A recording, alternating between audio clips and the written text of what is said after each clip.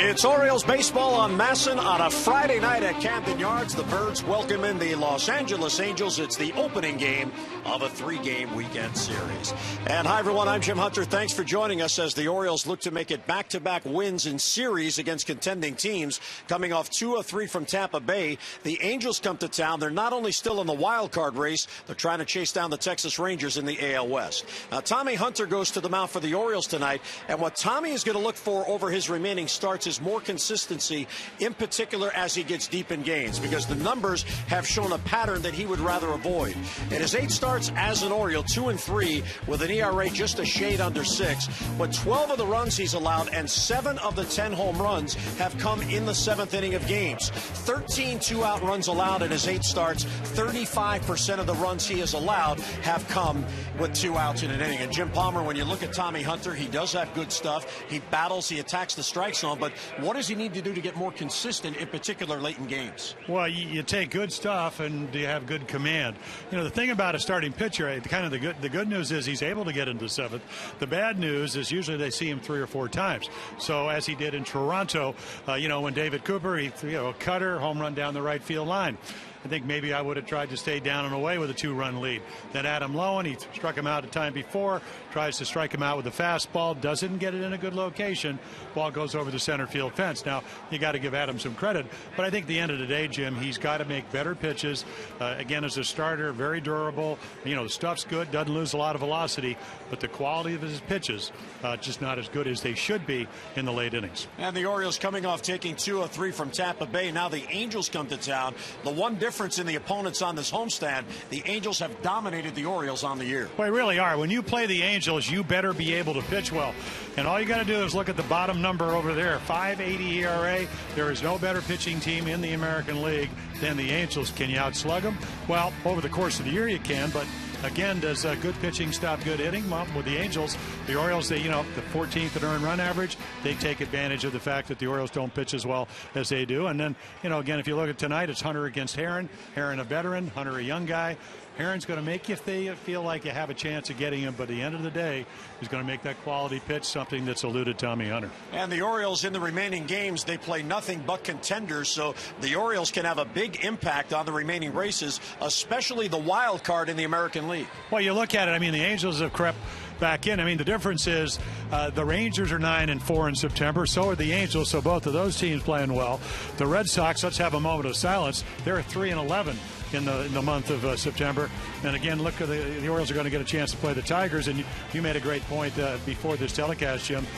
They would like to have home field advantage. So again, those games may not seem to be meaningful.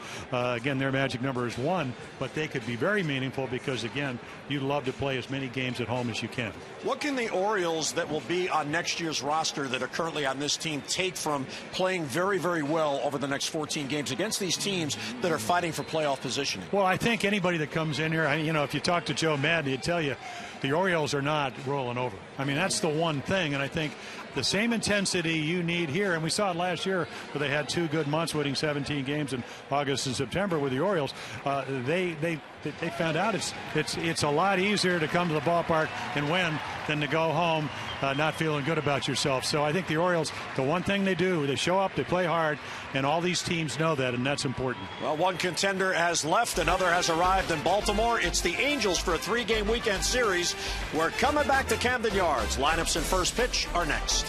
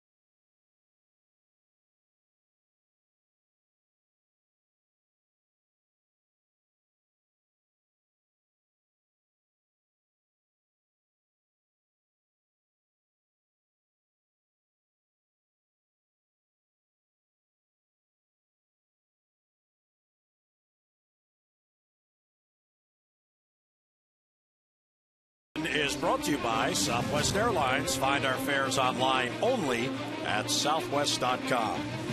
A lovely day in Baltimore today. There is a hint of autumn in the air tonight, and tonight's game time temperature is brought to you by Train. Visit Train.com for an independent Train comfort specialist dealer near you. It's hard to stop a Train. 66 degrees, a slight breeze, and 44% humidity, and there are some clouds overhead downtown.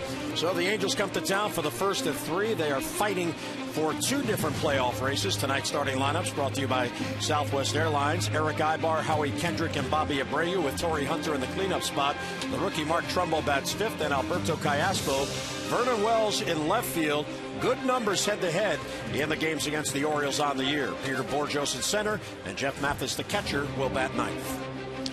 And our scouting report on Tommy Hunter, a hard-throwing right-hander, quality strikes. He's going to throw a lot of strikes, but will they be out of the middle of the plate? That's where the home runs come in. Only 5 base on balls in his 8 starts over 49 inches. Well, no Angels. They wear him out. 28 earned runs in 28 and 2/3 innings, and then Dinger disease. I don't know, maybe I talked to him too much, but anyway, he's throwing home runs, 10 home runs in 49 and 2/3 innings. You keep the ball in the ballpark, not always easy to do here at Camden Yards. A chance to maybe be a little more successful. The one thing about Tommy Hunter with those home runs, and I hear you talk about this all the time, if you're going to give him up, make him solos. 9 of the 10 have been solo home runs, so he's at least been able to minimize damage in that regard. But he's still giving up the home runs. Here's Eric Ibar leading off. The switch hitting shortstop. Taking his time getting in the box. Now he's ready. Ibar 3 out of his last 11. He is a pesky hitter with a lot of speed. Shows bunt and takes ball 1. Ibar, Kendrick, and Abreu for Mike Scioscia's Angels here in the first inning. Hunter looking for a win to even his record at 4-4, and misses outside, ball 2. Again, Ibar, we saw him a little bit in August. He had 190. He had a different hitter here, hitting over 360. And we talked to his hitting instructor. Very simple. Speed guy, use the whole field. Don't try to overswing. Your fly balls usually get caught. Ball 3 inside, and he steps out of the box yet again. He likes to take his time. And what you would imagine he'll do here, Jim, is that he will take all the way. I mean, he's taking here 3-0. He'll probably take 3-1 because, again, if it's not his pitch, obviously if it's something down the middle, he'll try to put a good swing on it because, again, with 25 steals, you're going to throw him the same pitch 3-1 as you are 3-2. And that's what the good leadoffs guys will do. They make you throw a strike. So 3-1 on Ibar. And he swings at it, hits it to first, a big bounce to Reynolds. Hunter breaks to the bag, and on the 3-1, one away in the first. Take a look at the Oriole Nissan defense here at Camden Yards tonight. Reimold, Engel, Markakis. A little bit different than we originally thought would be. Davis, Hardy, Andino. Mark Reynolds over at first. And then Matt Wieters with the bat. Hot, really hot. That autumnal weather you talked about? Yeah, a little. It's a little bit warmer at home plate with him standing there. So Wieters catching again tonight. Here's Howie Kendrick, who's got a 6-game hitting streak going. Having a pretty good year, batting at .291. And there's a strike. Well, made his first All-Star team, and it's kind of turning out to be the player I think they thought. A guy that hit .360 in the minor leagues, .380 in the minor leagues. More home runs than ever. 18 home runs. That's almost a career high of 10? 2009, 2010. And he's got 50 extra base hits for Mike Scioscia. So on that number 2 spot, not only getting on base, but 28 doubles. And he gets into one here to deep center field. Long run for Engel. Reimold there as well. And Engel made the catch as they collide. Another collision with the outfielders as Reimold didn't give up on it. And Engel made the grab. Yeah, I think actually both of them are going to be able to catch it. Obviously only one can. And Buck Showalter looks on. A long run. Again, Adam Jones was supposed to play right here. He's calling for it, but they don't hear each other. There's your collision. Maybe the elbow in Nolan Reimold's face. Watch his face right here. And right there, he hits him with a shoulder, maybe the upper arm. and they both go down. Boy, something's going to have to be done because this is happening every game. Wayne Kirby's looking out there going, what's going on? Center fielder calls it, get out of his way. Yeah, I think, though, the problem, Jim, is that you have a young rookie center fielder. If it's Adam Jones, Reimold probably would have gotten out of the way. So I think a lot of it has to do who's playing center field.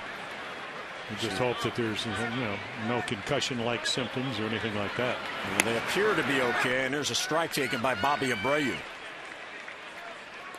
Well, despite the collision, what a catch by Matt Engel getting to that ball.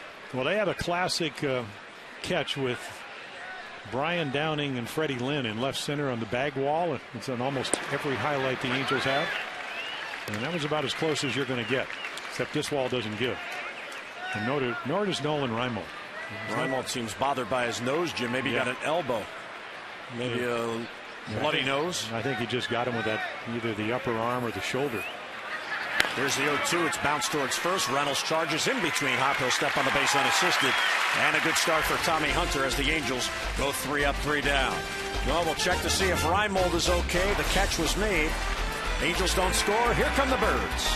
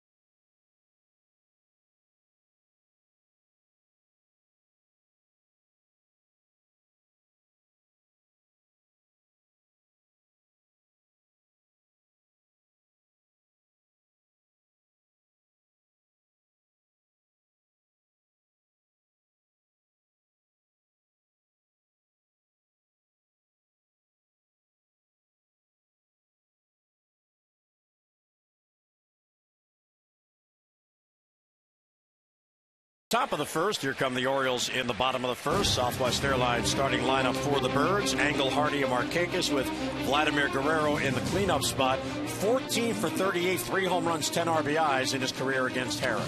Then Wieters, Davis, and Reynolds with Reimold in left and Andino at second base batting ninth. And Dan Herron getting set to go to work, and Engel takes a strike. Well, again, Dan Herron, as we look, yard work loves the pitch here at Camden Yards. 3-0, low ERA, 2.43, no free lunches. He's not going to walk you, and then 215 innings now for 7 consecutive years, or 215 or more innings, should I put. And there are the numbers. A lot of complete games. The Orioles saw him out in Anaheim and kind of finessed his way through 7 innings. It looked like he had him in trouble, but again, able to make the big pitch at the right time. And he misses low, so a ball and 2 strikes on Matt Engel. Matt has 6 hits and a couple of RBIs over his last 5 games. Getting a real good look here. Buck Showalter's been starting him quite a bit. 1-2 is a high pop-up shallow right. Torrey Hunter moves in on it. And he's got it for the out, 1 away in the Oriole first. Yeah, take a look at the Angels Nissan defense. Wells, Borgios, Hunter. Well, a lot of gold gloves out there. What, 13 that I can count. Callaspo, Ibar, Kendrick, Mark Trumbo, 27 home runs over at first base. And Jeff Mathis, kind of a revolving door. 3 catchers that can catch. I couldn't confirm your gold gloves because I ran out of fingers. Well, Hunter's got 10, but in center field. Wells has 3. And Borges, they were going to give him one until they dropped the ball the other day against the Yankees, and they've taken it away. I tell you what, he can run him down. Yeah. So a lot of speed in the Angel outfield in a small ballpark. Ball 1 to J.J. Hardy, and he takes ball 2. Well, you got 3 center fielders basically patrolling the outfield for him. So do you like Dan Heron socks, I guess is the question. Knickers, +4s, if you're playing golf. There's Wells. There's Borges. And there's Hunter. Hardy pops it up. Foul ground, third base. Callaspo over. And he's got it. And Heron gets 2 quick outs. Well, he's coming off a game, Jim, where he complete game shutout against the Yankees, 113 pitches. How do you do that? I mean, you got to really be able to command your stuff. Number 1, you got to be able to throw strikes. Number 2, you can't be afraid to throw strikes. Number 3, you got to be quality strikes. There's his pitching coach, Mike Butcher, looking on. And he can do all those things. 2 down. Here's Markakis. And ball 1 outside. I think one of the ways to beat Dan Heron, number 1, have a good game pitched against him. You hope that Tommy Hunter will do that. And the other thing is get your fast guys on. But the only thing he doesn't do well is hold runners. 20 out of 25 when you try to steal. Well, one of the numbers you look at, especially with the starting pitcher, is how many get on base against him. If you can't get on, you can't score unless you hit a home run. And he's allowing 9.3 runners per 9 innings. If you're below 10, you're doing a heck of a job. Well, that's third in the American League. Yeah. That's what they call the whip. Walks and hits per 9 innings. 2-1 pitch fouled off. 2-2 on Markakis. Well, he's got all the pitches. He used to throw probably 93 or 94. He's, maybe we'll see 90, 91, 92 max tonight. He's got a curveball. He's got a slider. He's got a cutter. He's got the split. And he throws them over. It's a good combination. He usually throws them in good spots. That's why he's so tough. 2-2 to Markakis' side, ball 3. Well, and Jim mentioned he doesn't walk anybody. Here are the strikeout to walk ratio in the major leagues, and only Roy Halladay is better. Well, that's pretty heady company. Lee, of course, Lee pitched last night, gave up what, the 1 home run, 2 strike pitch in the 9th inning for the only run he gave up. Halladay, there you go. Strike 3 called. Markakis looked it over. He's down on strikes. And Heron has a 3-up, 3-down inning. We'll head to the second. No score.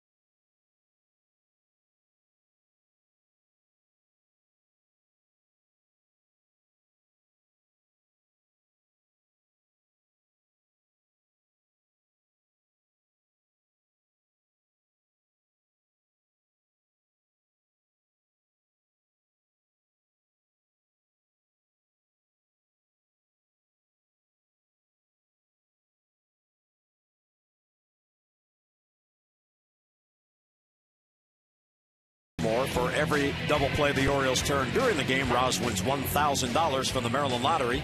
And now you can enter 2 great scratch-offs for a chance to win. To see how you can turn non-winning Amazing Eights or double play scratch-offs into cash or Amazing Orioles prizes, go to mdlottery.com/double play. Torrey Hunter takes strike 1, leading off in the Angels second. Trumbo and Callaspo will follow. Torrey 3 out of his last 11. 20 home runs on the year. Yeah, he's done that, 10 out of the last 11 years. So consistent with the bat, consistent with the glove. And a high pop-up shallow right, and Dino's backing up. He'll call. And Robert has it for the out, a 1 down. So the Angels come to town this weekend, and here's their situation. They're 3.5 back, 3 in the loss column, trailing Texas for the lead in the AL West division. But they're also in the wild card. The problem is they're trailing 2 teams in the wild card. They're only 4 back, but they're trailing both the Rays and the Red Sox. Yeah, you talk to Mike Socia, it's all about just trying to win as many as you can. It's one of those, what's that song, the September song, a long time from May to December, when the days dwindle down to a precious few. Well, the Red Sox are in that category. Right. Angels are in that category. So how do you think Boston feels knowing they have 7 games left with the Orioles? They're playing loosey-goosey right now, pitching better. Home runs have come back. Terrific. Bullpen's been terrific. And they're pitching like the Orioles pitch. I mean, really. 14 games, the Orioles, but the Red Sox ERA has even been higher than the Orioles at their worst, which is about 8 runs a game. Of course, the Rays are in Boston, and that's a 4-game series, which began last night.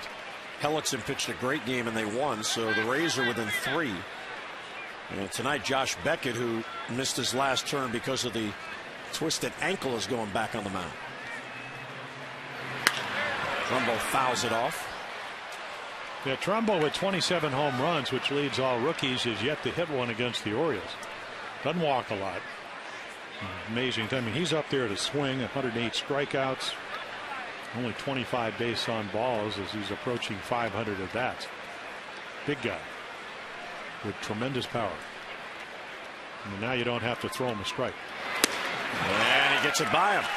So Tommy Hunter on a fastball up and in. Trumbo swings through it and 2 down. Well, one of our keys was quality strikes right here. 1 and 2. Don't have to throw a strike. Go up the ladder. See if he'll chase. The numbers indicate that he will. And he does.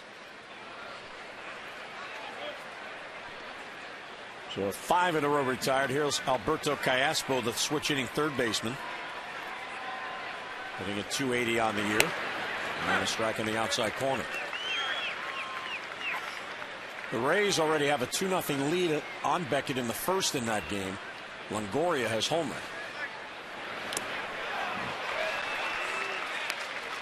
Yeah, nice little curveball there. The thing about that game is that they call him James Big Game Shields. 1 and 8 in Fenway Park. See if that'll change tonight. And there's a bloop to right field on a broken back. Callaspo gets a base hit with 2 down. And that is the game's first base runner. Well, don't miss the final 21-10 Utah Street presented by Southwest Airlines. It comes your way tomorrow. Middle game of 3 against the Angels at 7:05 for one low price. Fans receive a reserved Utah Street bleacher seat plus an exclusive 21-10 Utah Street t-shirt. No space is limited, so join your fellow fans of Markakis and Jones, 888-848-BIRD or Orioles.com for your tickets. And there is Adam once again sitting it out. Buck Showalter had 2 lineups today. He had the Adam Jones playing lineup, which was posted, and then Adam couldn't get through the BP without that thumb still bothering him, so he was scratched and Raimo put in. Strike 1 to Vernon Wells. Well, you can see the significant swelling on Adam's right thumb. I mean, it's maybe half as large as the left one. And again, does want to play, does want to get more RBIs, more home runs, help the Orioles win. And the X-ray didn't show anything broken, but it doesn't mean that there's not some ligaments involved and things like that.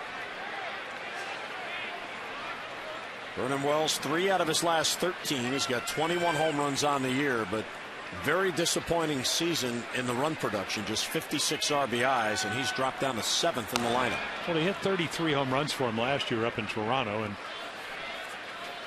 to me it just looks like the average much lower than it normally is. The on-base percentage way down, and of course he loves to hit here. And all those years as a Blue Jay, playing within the division. I mean, lifetime 32 home runs against the Orioles. Actually make it 34 home runs. Yeah, 112 RBIs throughout his career, over 300. So he's had a real good season against the Orioles in his career. Callaspo has 7 steals. He's been caught only once. Mike Socia is a very aggressive manager. And a bouncer towards shortstop. Big hop for Hardy. He'll go to second. And there's the force on Callaspo in the inning end. So a 2-out single, 1 left. Mid-second at Camden Yards. Angels and O's, no score.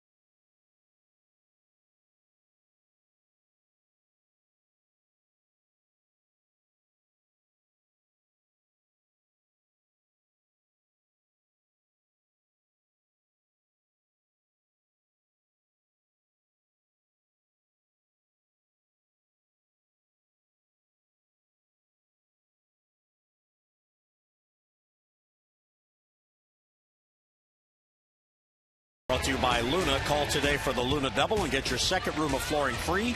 Call 877-241-LUNA. Well, RBIs against the Angels going back to the beginning of last year.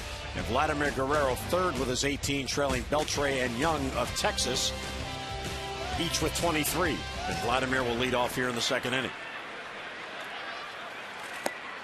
Breaking ball's low, 1-0. Vlad's got a 3-game hitting streak going, 5 out of 12 in that streak.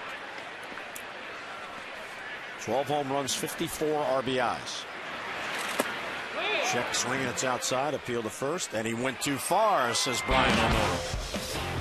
Well, Vladimir last 10 games, 447 with a home run and 4 doubles. And the difference, I guess, as of late is the pitches he's getting, he's not missing. Yeah, and again, are they hard throwers? Heron's not a hard thrower. His number's very good. Again, 90-91. The guys that throw in the mid-90s, the bat speed at 36 is slowed down. I think that's the big thing. He gets his hits, doesn't drive the ball like he used to. And he's not the first guy that's encountered this as you get older. I mean, that's one of the rights of aging. Ground ball towards the middle, and it gets on through for a base hit. Guerrero's on with a leadoff single, and the Orioles have their first base runner. Yeah, what's so intriguing to me is they play him to pull, and then he jams him, and he hits it up the middle. It's a routine ground ball, except nobody's playing there. I just don't look at Guerrero as being a pull hitter, but that's how they play him, and the Orioles get a break. He gets a break, and again, that average that came in at well over 4, now at 22 for 53. It's a nice little September bat. And here is the even hotter Matt Wieters. Yeah, that's the good news. He gets on for Matt. They will not hold. I mean, Trumbo's off the bag at first. Ground ball fouled. Well, Matt Wieters comes into the game tonight on an absolute tear. He has homered in 3 straight games. He has driven in a run in 4 straight games. He's got a 3-game hitting streak going. And in his last 13 games, Jimmy has 13 RBIs. Well, this is kind of what he did in 2009. That last month, average went up about 30 points. Really had, last year. Because I think if you had talked to Matt in spring training and you'd asked him, what did you learn in the 2010 season, he would have told you, I need to get stronger. I need to be able to figure out how do I catch in hot weather with the pitching staff that's maybe out there a little bit longer than I'd like and still be strong in September. I think he's figured out how to do that. The only other Oriole this year to have homered in 3 straight games, as Wieters has, and Matt's streak is active, is Mark Reynolds. And Reynolds has done it twice. He's had a pair of 3-game home run streaks. Wieters is trying to hit one out. It would be the first 4-game streak this year. And he swings through it.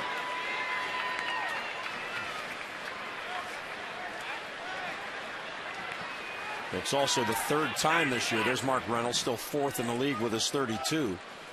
It's the third time this year that Wieters has gone back-to-back games with home runs. And in this case, it's back-to-back-to-back. Breaking ball is low. And blocked or scooped there by Mathis.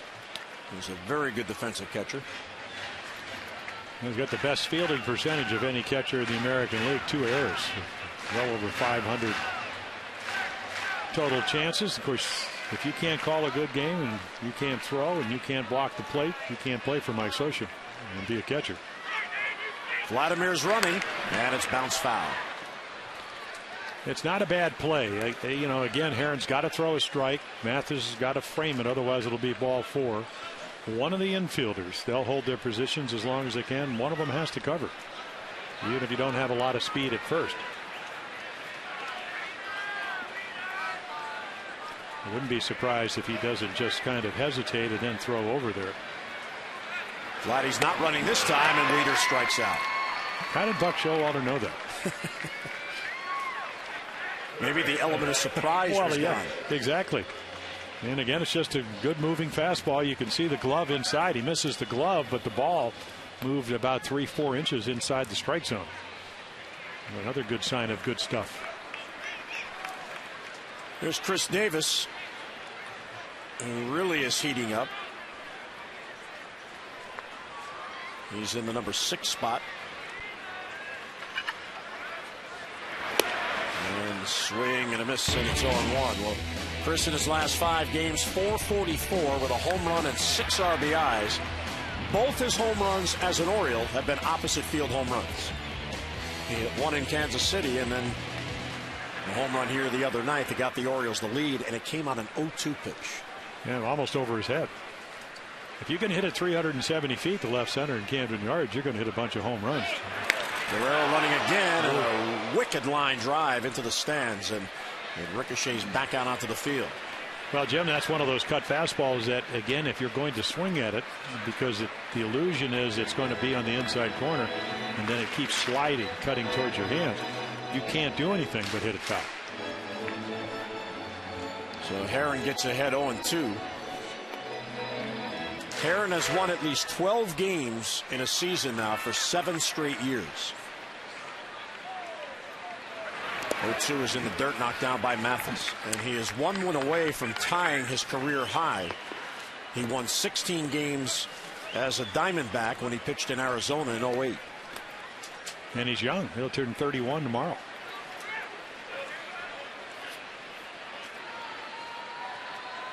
Pitched in college at Pepperdine. We talked about, we were talking about everybody wants to go to Pepperdine. Yeah. Well, not everybody, but anybody that's ever seen that campus. It's in Malibu, right? Looking over the ocean. Yes, just to the east side of Pacific Coast Highway. Probably right across where the McCourts have their 3 houses. And Davis goes down on strike. So back-to-back Ks and 2 men out. And he does it a different way. This is just another cut fastball. You get ahead. Can you locate? Boy, could he locate. I'm not sure. That might have been a split-fingered fastball. That ball diving. Always suspect when you're pitching against a guy and their hat is as dirty as Dan Herron's, you figure something's got to be going on. Probably his lucky hat.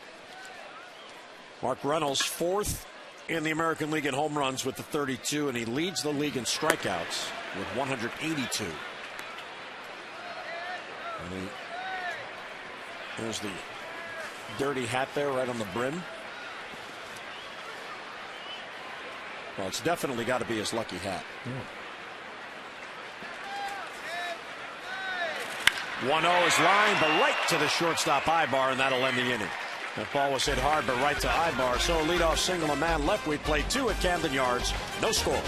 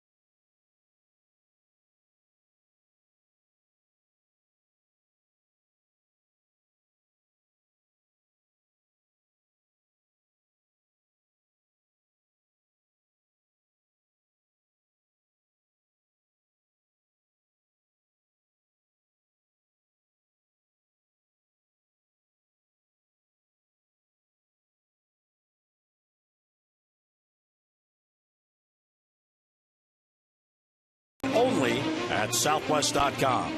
And by Moneyball, starring Brad Pitt, in theaters September 23rd, rated PG-13. Nice night downtown. Each team with a base hit, and each team has left them on. And Buck Showalter came out and had a conversation with Ed Rapuano as Tommy Hunter was warming up, and we're not sure what this is about, but the first base umpire Brian Lenora has called somebody out from the grounds crew shed. We'll see what the umpires, and maybe there's Tommy Hunter has something wrong with the landing area, maybe on the mound, Jim. Well, you land in different spots, and Dan Herron's way on that first base side, so again, his landing may be on the edge. What you try to do, they're going to bring the clay in when the game ends here, and you're doing the post game. You can always hear them kind of tamping. I mean, it's a pounding noise when they'll go out there, they'll put clay in those spots. Again, it'll be wet clay. They'll pound it in, and they put the tarp over it. But again, if you can't know where your foot's going to land, it's impossible to kind of make the pitches you want to. That's why pitching in the rain sometimes, sliding and slipping all over the place. See, that's right where they're going to tamp is where Herron digs out and then pushes off him. Now maybe Tommy Hunter's on the other side of the rubber. This is what you hear him doing after the game. Yeah. So they're putting some clay in there. And then Tommy Hunter will get set to go to work. Orioles Reach and the Oriole Advocates will hold their annual Cardboard to Leather collection tomorrow here at Camden Yards before the 7:05 game with the Angels. Volunteers will be at each gate, and they're accepting donations of new or gently used baseball and softball equipment, and also monetary donations. A silent auction will be held inside Gate E beginning when the gates open and then ending at 8:30 tomorrow night. And that features memorabilia from current Orioles, including Nick Markakis, Adam Jones, Matt Wieters, and more. For all the details, visit OriolesReach.com. So Tommy Hunter appears to be satisfied now as they put the clay in there.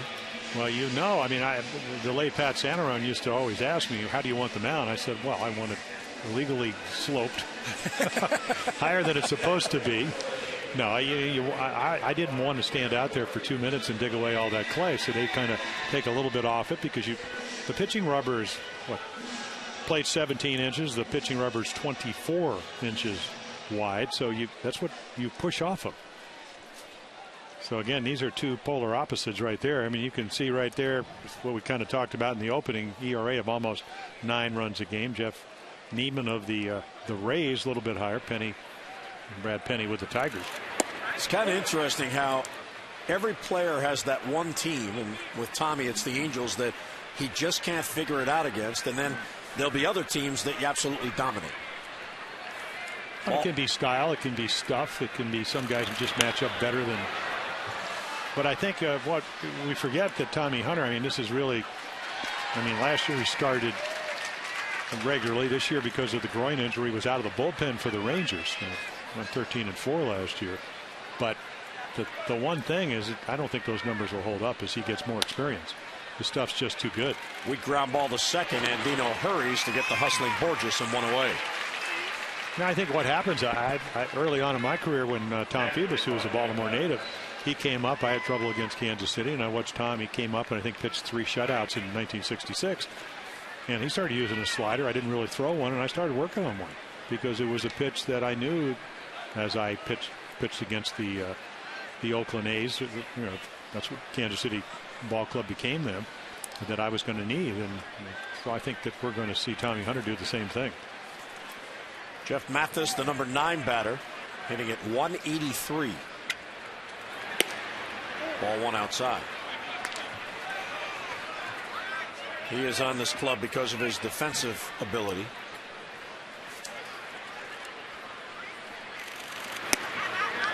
And the fastball he can't catch up to. Yeah, I think that if I'm Tommy Hunter, I want to see if he can hit the heater. And then I'm going to use my I'm not going to throw him first pitch sliders, which he did and missed, thank goodness. And then I'll take my chances to see where his bat head is when I throw that kind of pitch. Weak ground ball again. This one cued to second base, and Dino gets Mathis and 2 men down. So Tommy Hunter gets 2 quick outs in the Angels' 3rd inning. Tommy coming off the loss last Sunday in Toronto, and the 7th inning hurt him. He eventually gave up 6 runs, 4 earned. There were 2 unearned runs in the first inning because of an error by Mark Reynolds. And he has lost his last 2 starts. And he has not won in his last 3. He's 0-2 with a no decision in his last 3 starts.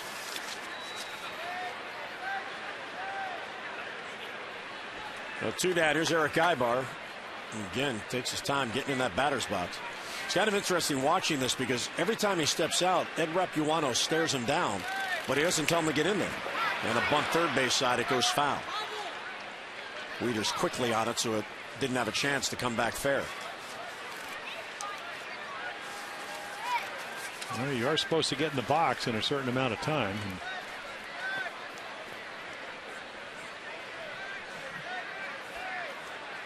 Ibar now 27 years old. He's in his 6th season with the Angels. And taking his time again, getting back in there. And does have 13 bunt hits. I do not want him getting on a bunt. Take it away from him. Slow curveballs high. 1-1. Ibar grounded out to Reynolds at first, leading off the game.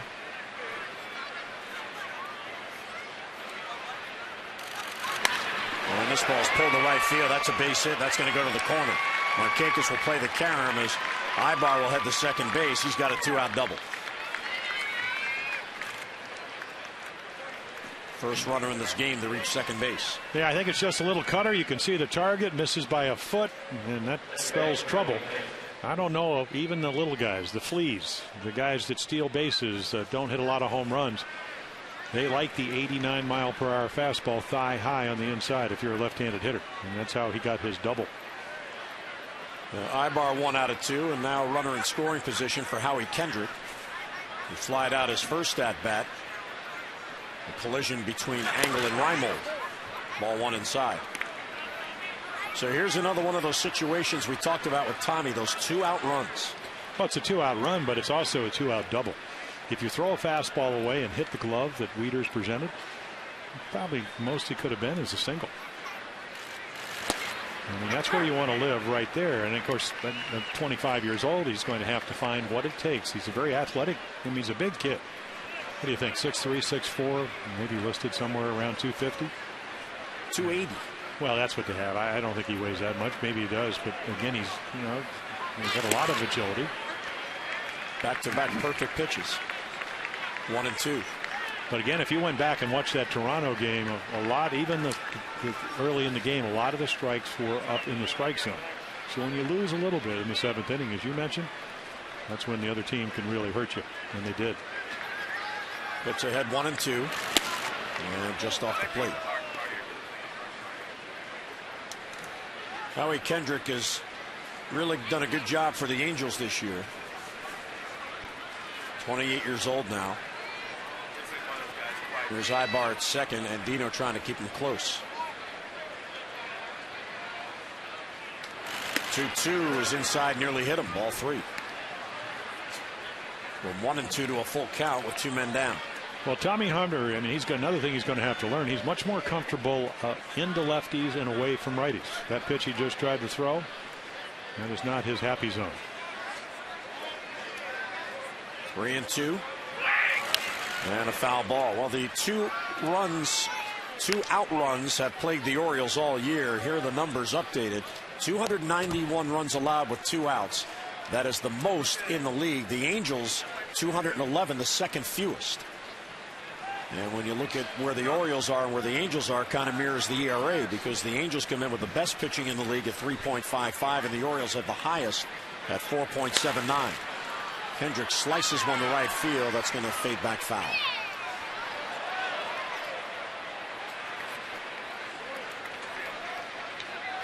Hunter in his career 1 and 4 against the Angels, and that is the most losses he has against any opponent. It's kind of surprising because most of those decisions were when he was with the Rangers, and they got him almost 7 runs a game last year. I mean, the Orioles do a great job of getting runs for him. They're almost at 8. 7.82 runs every time he pitches. Another 3-2 pitch to Kendrick. And a tapper. That is a, what is it, Mr. Umpire? I guess it's foul. He didn't feel the need to call it. No, I guess when he's tossing a ball back to the starting pitcher, that usually indicates it's foul. I guess it's nice little breaking ball here. He'll hit the top of it and just a little swinging bunt. You can see the spin, and that'll get it into foul territory. Good hustle there by Wieters, trying to get to it before it crossed over. So here comes another 3-2 pitch. And he got him. Down and away. And Kendrick couldn't reach it. So a 2-out double, a man left. Mid-third at Camden Yards. Angels and O's, no score.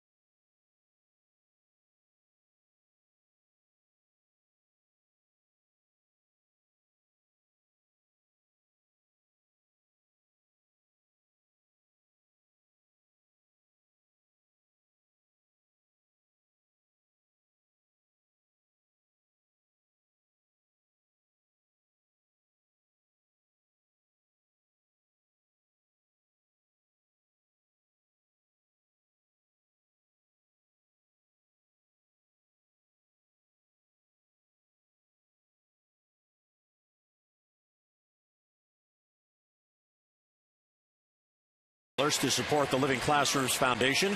To date, the Orioles have drawn 410 walks for a total of $20,500. CareFirst Blue Cross Blue Shield encourages each of us to take that first step towards a healthier and more active lifestyle. And the Orioles in September, 49 walks for $2,450. Well, what did we tell you? Hunter's on the third base side. Herron's on the right-hand side. But look at the straight line.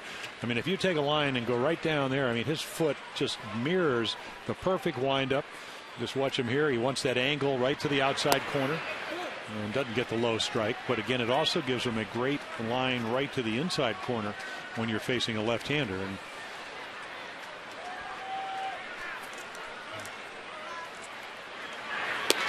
it's outside. 2-0 the count on Nolan Reimold, is getting a start in left field. Well, Herron, very much like Tommy Hunter, very much more comfortable pitching away to right-handers and in the lefties. Very rarely does he go into right-handers. So, you know, you could, again, you look at film. They saw him a couple of weeks ago when they were out in Anaheim and gave up 3 runs, 7 hits, 7 innings, 8 hits. Mike Butcher, can you use the whole field? And a 4-pitch walk, so Reimold is on. So there's the first walk, and then Herron appears to be a little bit upset.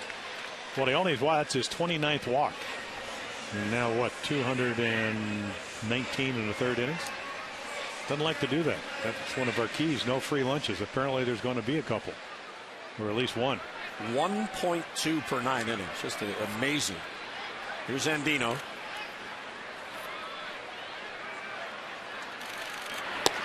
And there's a strike, 0-1. Andino taken all the way.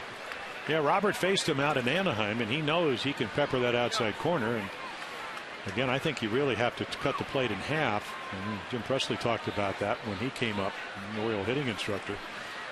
You can't look in and out because he'll get you out all the time. You got to decide which, at least until I get to 2 strikes, am I going to look the inside, maybe 4 balls, or the outside? This is actually a real good hit and run combo here because Reimold, real good base runner. Andino goes to right field very well. And you mentioned Herron likes to live outside. Toss to first and Reimold back. Well, what I like about the hit and run, and I saw some guys that I used to get out but were much tougher outs when they put the hit and run on, is not that the players play pepper anymore, but it makes you actually try to stay within yourself. You don't overswing. You just try to shoot a ball into right field. And we've seen Robert Andino be able to do that. Reimold runs, pitch is taken, throw to second, not in time. Reimold has the base. You know, we talked about 20 out of 25, now make it 21 out of 26. Reimold steals it on a good throw, even when he stumbles. Watch him trip right there. I mean, it looks like he kind of gets his head down and still makes it very easily. So Andino took all the way. So the 6th stolen base by Nolan Reimold. And our Jeep Exmo brought to you by the 2011 Jeep Compass. And taking low, ball and 2 strikes. Now Andino's got to do whatever he can to get him the 3rd. And it's hard to do with 2 strikes, as you know.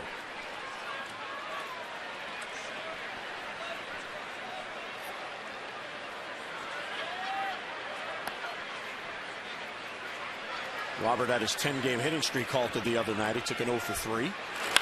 Ground ball, base hit left field. Reimold being sent by Willie Randolph. Here's Vernon Wells. Here's the throw towards the plate. He is safe for the slide. And the Orioles get the lead. Well, he doesn't get him over, but he does get him in.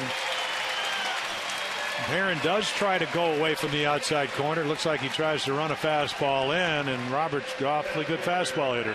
And this is where speed pays. Wells comes in, pretty strong throw. You can see Mathis is going to keep it in front of him, but there's your single to left, and Reimold doesn't even hesitate. Yeah, he beat that easily.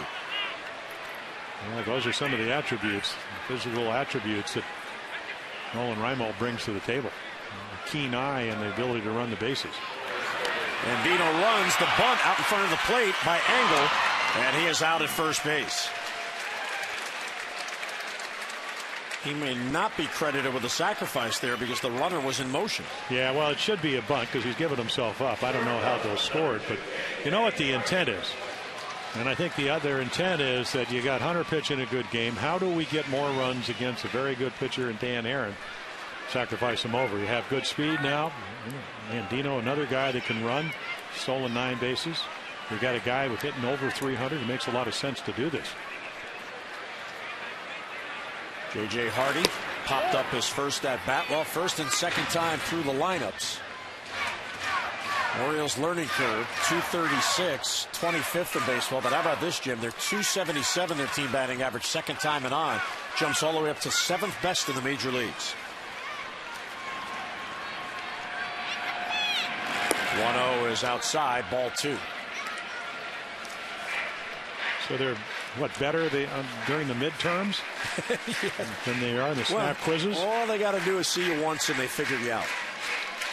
So that's why you watch film. Exactly. Andino at second, RBI single. In the dirt, and it gets away from Mathis. Throw to third, won't be in time. Alert base running by Robert Andino. And not only is it alert, Jim, he's watching Mathis all the way down. That's the kind of speed and instincts he has, and that's what they love right here. Going to be a wild pitch right here. You read it again. What's there? You can see in the top of your screen. Something you work on all spring training, just to be able to get those running jumps. The 6th wild pitch by Herron puts Andino at third. And 3-0 is the count on Hardy. And a ball hit towards second base. The run will score. Kendrick will play it to first as Mike Scherzer early in the game played the infield back. So there's an RBI ground out and a 2-0 Oriole lead. And I'm surprised he did that, only in the sense we all know Scherzer is a terrific manager. But again, Hardy doesn't run well. He doesn't steal bases. So you would think maybe not 3-0, but at least 3-1. He'd bring the infield in. But that's angel ball right there that the Orioles pull off. Stealing, taking advantage, putting pressure on the defense. This is what the Angels are all about. A little page out of their book, but take a 2-0 lead. And Markakis first ball swinging, high fly ball to left. Vernon Wells is there, and he's got it for the out. But a good inning for the Orioles. They get 2 runs on 1 base hit. We're through 3, 2-0 O's.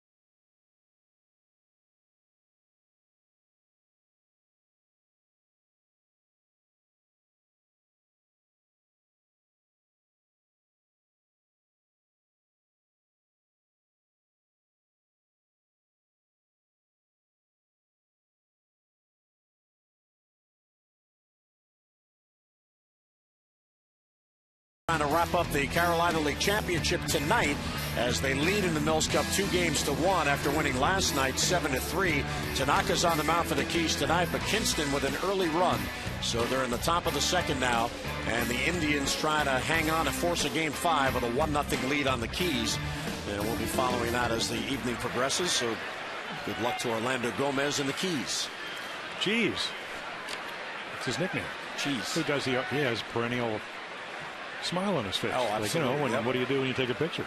Cheese. That's what his nickname is. I never knew that until one of the guys told me that. Yeah. Even when he traveled with the Orioles, I never knew that. The happiest guy in the world. Yeah. Now we know why. He's on the verge of a championship. I've been in baseball forever. Congratulations. Don't mess it up. Abreu bunts, and on a quickly Davis. He throws high and safe at first as Bobby Abreu with a bunt single. Well, 20 steals or more now, 13 years. Smart baseball, 37 years old right here. They give you the bunt. You take the bunt. You're down 2-0. Your power guys are coming up right behind you. Smart, good, fundamentally sound baseball. That's what the Angels are about. And he gets a hit. That's the bonus. Not only did he think about it, maybe they gave him the sign, but then he pulled it off. So a base hit now in 3 straight innings for the Angels. And here's Torrey Hunter. First ball swinging, pops it foul. Reynolds over, hoping for a play, and he runs out of room. Yeah, Torrey, the Angels just coming from Oakland. He would have gone back to get his glove. Yeah. About another 25 feet of foul territory. A little bit different here at Camden Yards. Well, what a smart play by Abreu, because now you're one swing away from tying it up. Hunter has 20 home runs on the year. A little low, 1-1. There's not a big difference with Tommy Hunter, lefties versus righties. The lefties are a little better, 298, righties 273. Usually with the starters, the splits are a little bit more pronounced than that. Yeah, the home runs, 11 home runs, 8 by lefties, 3. That's a little bit more pronounced. That's the one number that I saw. 1-1 with the runner going, swing and a miss, throw the second, bounces, and the tag. And now Andino has Abreu running back to the base, and he tags him out. Not going to win that one. Youth and age. So that'll be a caught stealing 2-4, even though Abreu tried to reverse it. Well, again, I mean, right here, I look like a hit and run, and there's your one-hop throw. Whoa! I'm going to go back to Venezuela. But no, you're not, because I'm going to catch you before you do it. Whoop. This is great.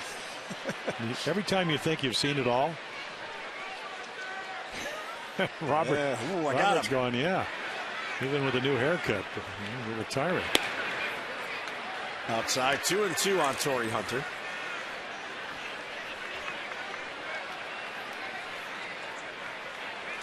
He's having fun, as he should. He's playing well, taking advantage of all the playing time. 2-2 is a base hit to left field. Reimold over to play it back in. So after the caught stealing, Torrey Hunter gets a base hit. Time for our Hankook Tires game flow, sponsored by Hankook Tires. Be one with it, Hankook Tires. Well, the flow of this game is all about that guy, Robert Andino, who drove in the Orioles' first run with a single. He then moved up on a sacrifice, took third on a wild pitch, and scored on a ground out. So Andino right in the middle of both Oriole runs in the bottom of the third.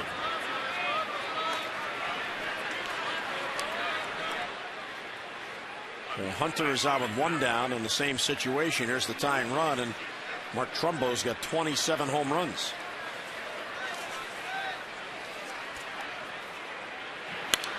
Fouls it back. And those home runs can go to any part of the park. I mean, tremendous power to right center field. Robbie, his biggest home run was right before the Orioles got to Anaheim a couple of weeks ago. That walk-off home run down 1-0 against the Rangers. Really kept their pennant hopes alive. He is tied for 9th in the American League with those 27 home runs. 0-1 is off the plate, a ball and a strike. Now, while the Angels are in the East playing the Orioles tonight, The Rangers are in the West. They're in Seattle. So that game doesn't get going until 10 after 10 Eastern time. Mike Scioscia very vocal about the schedule, that a team from the AL West should not be making an East Coast road trip in the middle of September. 1-1 is fouled back. Yeah, I was reading that article, and I guess it was in the Orange County Register, but they fly the second most miles of any team, 48,000 miles, and I think they'll be even a bit higher than that last year. And he's all for what, more in your division, better scheduling. I mean, Orioles didn't play the Angels till July, and then didn't go to Anaheim till August. 1-2 on Trumbo. And also wants another team, an extra team in that division. Foul back. Well, you look at this road trip they're on. This is the second stop. They had 3 in Oakland, then traveled here after Wednesday's day game, had a day off yesterday. But 3 here against the O's, and then they go to Toronto for 4 consecutive night games. And after a night game next Thursday, they then have to fly all the way home to take on Oakland and Texas. And they do have the 3 games against the Rangers the final 3 days of the season. And they have that at the Big A. I think the Blue Jays might want to play a day game on that Thursday to help them out, but no. So. And they usually do a nice, I mean, you got Oakland, they always play that Wednesday afternoon game, which is what they played before they came east. And Toronto's usually pretty beneficent in doing that. Maybe they had to take that Anaheim to Texas, right, where you get in at 6:15, 6:30 in the morning. That's when your head hits the pillow.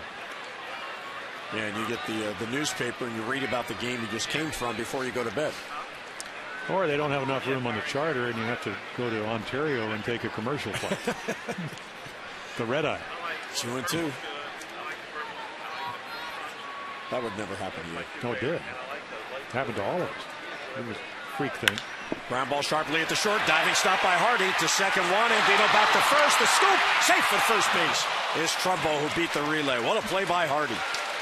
Well, you can't hit it much harder and keep it in the ballpark right there. I mean, a singeing one-hop kind of line drive ground ball. I mean, he just centers this right here. Every time you see Hardy play shortstop, you're amazed. And they almost turned the double play. Trumbo runs for a big guy awfully well. Good job there by Torrey Hunter, forcing Andino to move. So Trumbo's on with 2 outs.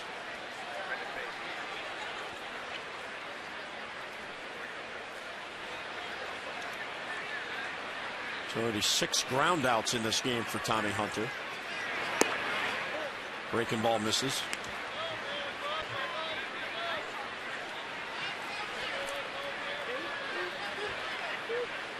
Usually he's more of a fly ball pitcher than a ground ball pitcher. Well, not by much, though.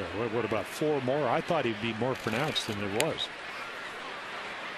Because right here, you get into one of those counts. We talked about the home runs. He does give up more against lefties. Callaspo doesn't hit many home runs, but when he does hit them, mostly from this side, 4 of his 5, and he's going to look for a ball to drive here. So, of course, Weeder's right in the middle of the plate. And there's a changeup. Not even close. 3-0. Again, that's Tommy Hunter will learn, as we all did, that just because it's a fastball count, a 2-0, doesn't mean you have to trick him. That's where the fastball command comes in, and he's got a good arm. 3-0 on Callaspo. There's a strike. So he took all the way. Because if you're going to throw it down the middle 3-0, you might as well have done it 2-0. But again, you just muscle memory, keep working on your sidelines, hit the glove, both sides of the plate.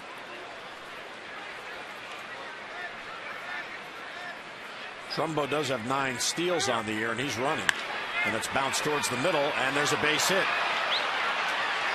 And Trumbo will hold at second base. Hardy broke to cover the bag. He almost was in position where if he had gone a couple of more steps, he might have been able to get to that ball. Yeah, I don't think that Mark Trumbo actually took a look. I mean, right here, he doesn't. His head is down, and I don't think he sees that ball, because if he sees the ball, he's going to go all the way to third base. So again, You know, Jones not in the lineup tonight in center field, but Markakis throws well. Same with Reimold in left. Even though it's two outs, you'll be running on contact. It would be nice to be at third base. So 2 on with 2 down. Here's Vernon Wells. And ball 1.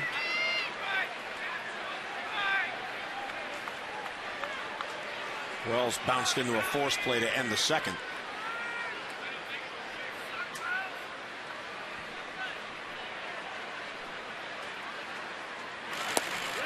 Check swing, and he went too far. Now, like his mound opponent tonight, Herron, Tommy Hunter also does a good job of not walking batters. He didn't walk any in his loss Sunday at Toronto, and he's not yet walked one tonight. Well, I had him 5 in his 8 starts. That's how efficient he's been.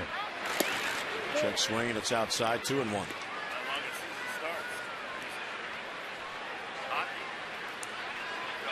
But there are some times where, even if you have a 2-0 lead, you still have to make your pitches. And again, we talked about 34 lifetime home runs.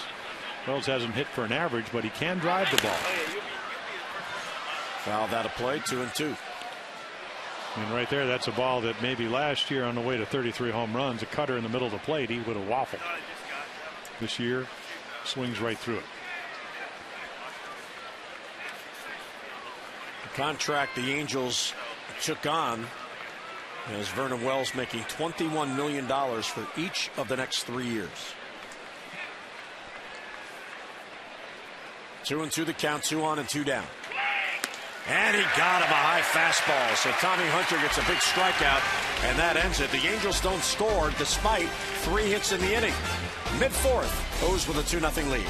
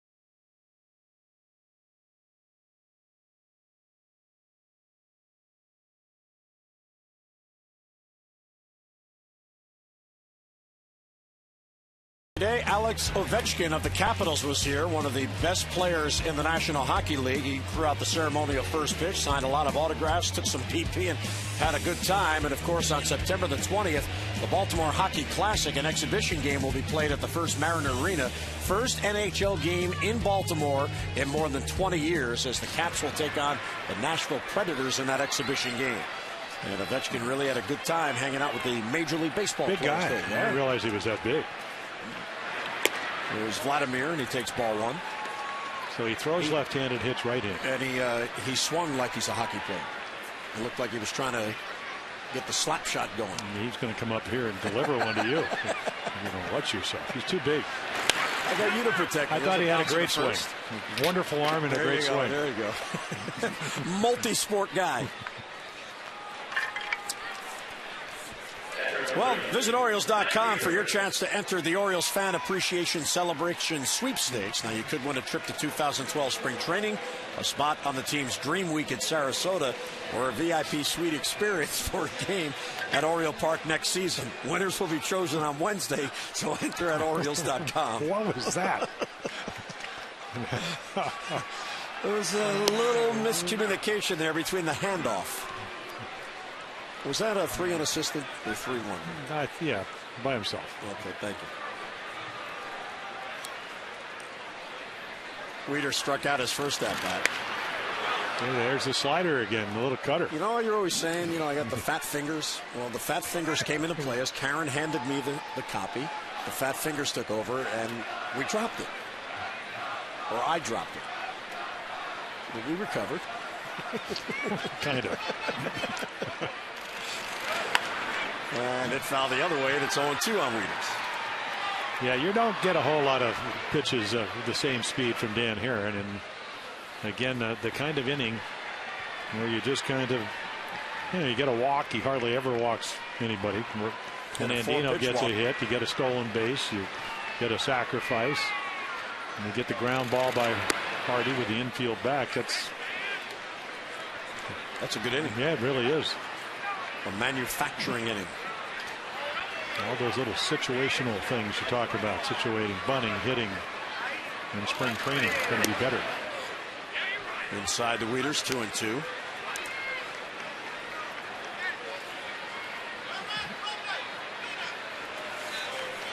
Weeders 6 home runs and 13 RBIs in the last 13 games. From 0-2 to 2-2. And he pulls it down the line, but it hooks back foul.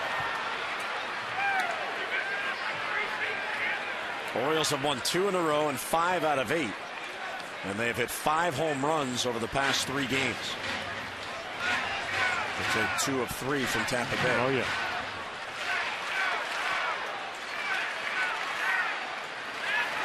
High ball 3. Good at bat for Weeders.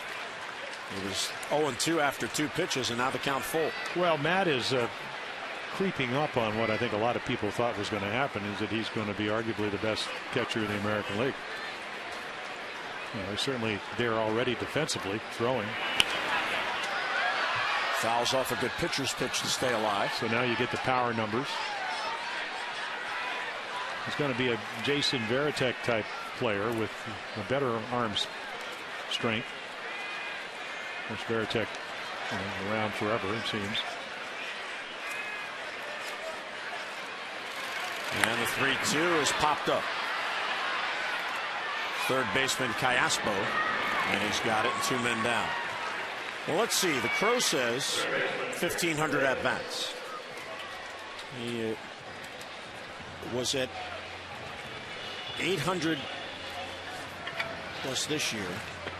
So he's at 1,263. So Terry Crowley, who used to remind us with young players, it takes about that many at bats before they find who they are as hitters and they reach that comfort zone.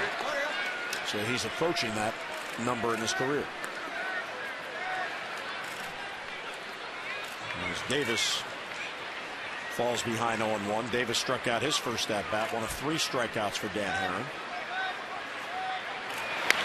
And a sharply pulled foul.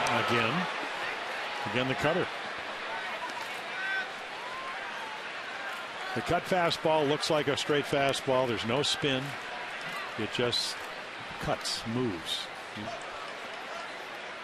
And of course he's got the splitter. He'll throw away. He's got a curveball. Haven't seen there. Now they're going to go outside corner. And there's the fastball. Kind of a show me. I'll just show you that and kind of change your eyesight, your eye view of the outside corner, and then I'll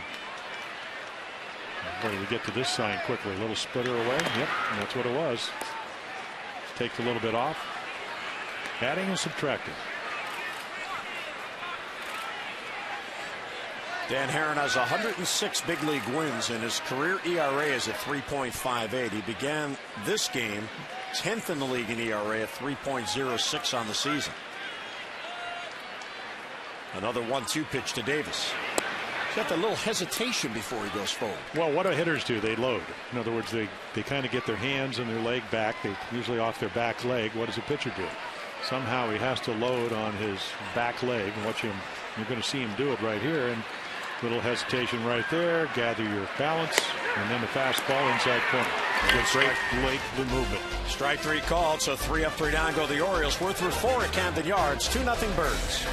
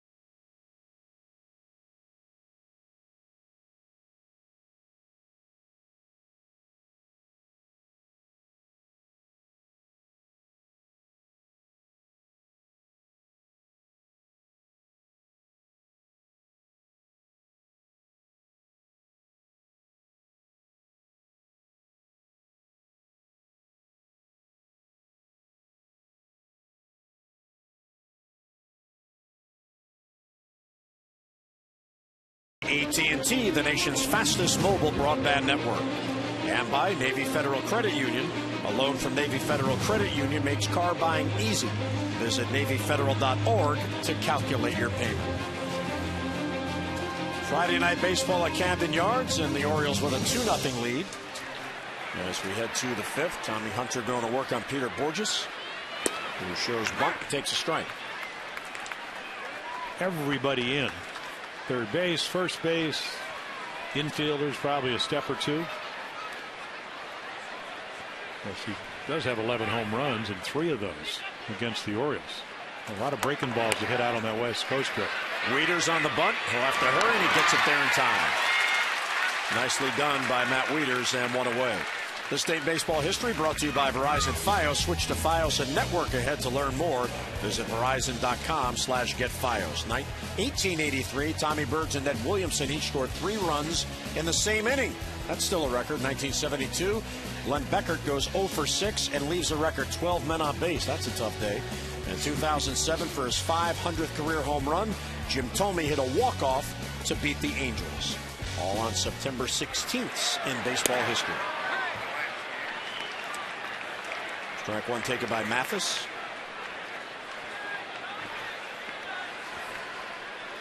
Mathis grounded out to Andino at second base, his first at bat.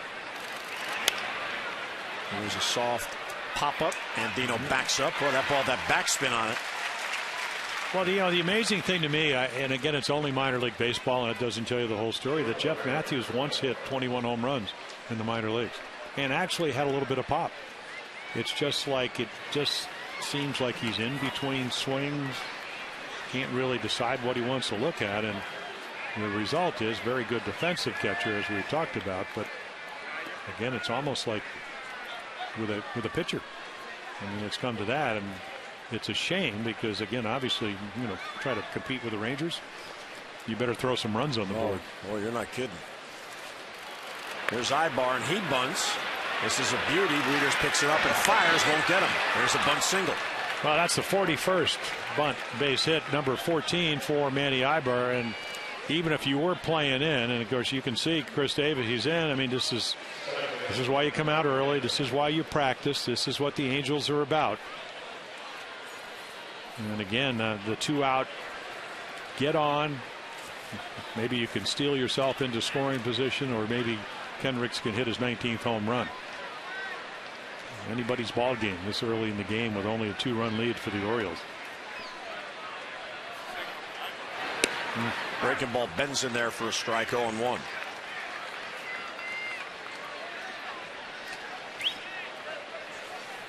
Yeah, Howie Kendrick striking out his last time on about as good a breaking ball as you can throw. Threw him 2. The second one was perfect. Laid off the one right before it. Bounce it toward shortstop. Hardy waits on the hop, and he flips to Andino. They force Ibar, and that ends the inning. So 2 out, hitting the man left, mid-5th. Orioles with a 2-0 lead.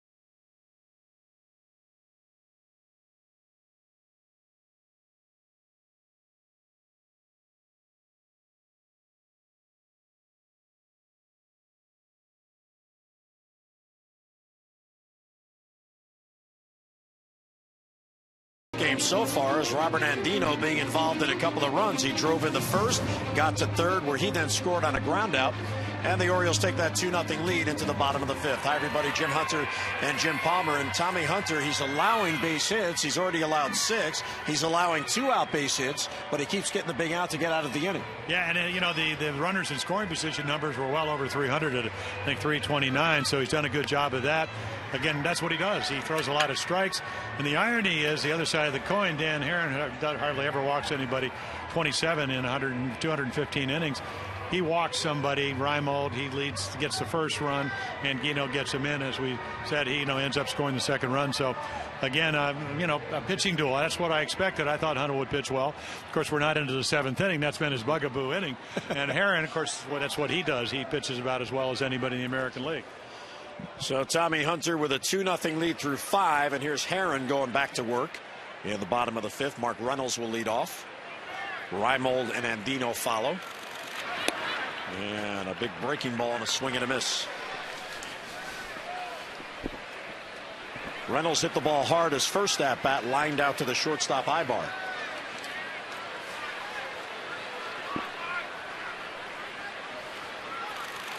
And the 0-1 taken low, ball 2. Or 1-1, excuse me, 1-1 on Reynolds. For Herron, 4 strikeouts and that 1 walk. And as Jim mentioned, there was a 4-pitch walk to Reimold leading off in the 3rd inning.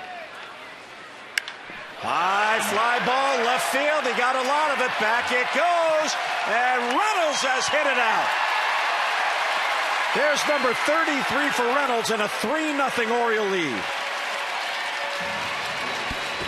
Well, that was one of those somewhere over the rainbow home runs. Boy, the slider's a great pitch unless you hang it. And that's what he gets to hit. Down and away, down and away. And then watch right here. The target down and away, just hangs it. Just a matter of really how high and how far it's going to go. So for Reynolds, number 33 and his first since September the 5th. It's his 2nd home run in September. And Dan Herron now trailing by 3, middle of this game. Reimold checks his swing. No, he didn't. Rapuano said he went too far, so 1-1.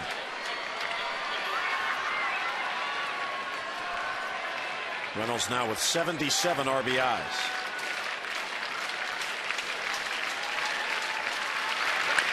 Reimold a bouncer to 3rd, big hop for Callaspo, and he throws to get the hustling Reimold 1 away. Of course, if you're the Orioles, you'd much rather be in the Angels' position where they're fighting for a playoff spot. But Buck Showalter has to be very pleased with the way his team is playing on this homestand as they took 2 of 3 from the Rays and have a lead here tonight. Yeah, it started really in New York, that afternoon game, that Wednesday afternoon. They came down here, beat the Yankees, an extra innings, two games in a row. Didn't play well in Toronto, or didn't play as well, didn't hit any home runs. And then, of course, the other night, 6-2 win, and it was all about home runs. Broken back ground ball towards the middle. Fielded there by Kendrick. Throws off balance, and safe at first is Andino as the ball goes off the glove of Trumbo. Yeah, Howie Kendrick gets to it very quickly. I mean, just a little slider off the end of the bat, not hit hard, but again, you have to do the circle route. Andino has a lot of speed. So about 3 steps? And as big and tall as Mark Trumbo is, he just couldn't get that throw. I suppose you could call that either way. Obviously, Robert wants the base hit. And it is ruled a base hit. So now the track meet. Yeah, I would imagine the track meet will start again. And if I'm at Angle, maybe you will play for another run here. Not a high percentage play, but I'd like to think that maybe you'll let him swing away, hit one into right field. And Angle takes a strike. That should be your intention. Boy, it is tough when you get left-handed hitters if you're a right-handed pitcher with a runner on first and he's aiming for that hole.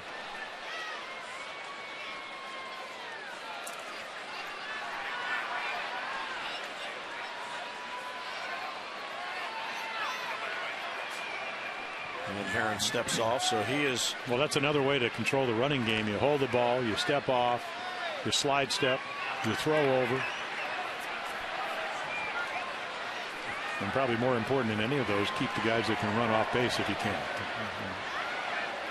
And Dino bluff going, and it's fouled off at the plate. It's a pretty good bluff. There was a purpose to it. Yeah. So Showalter relays the signs to Randolph, who relays the signs to Angle and Andino. Robert has 9 steals on the year. He's been caught 3 times.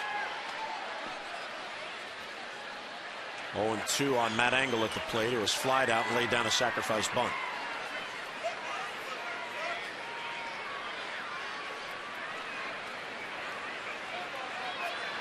Andino doesn't go, and it's sliced foul the other way.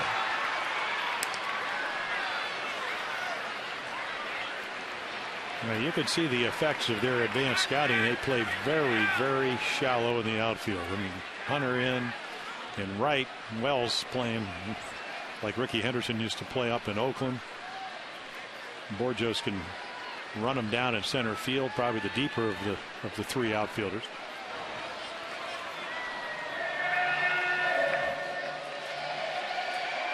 Jim Presley was working real hard with Matt Angle on the field in batting practice today about keeping that swing level, not popping the ball up, line drives, ground balls, use your speed. And time requested at the plate. When I used to do a lot of those Monday night games, it used to seem that it was either the Yankees or the Mets. And when the Mets, Davey Johnson is their manager in the mid '80s, they had Wally Backman and Bill Robertson, the late Bill Robinson. Backman was a switch hitting second baseman. In batting practice, every time he hit a pop up, he goes on the ground.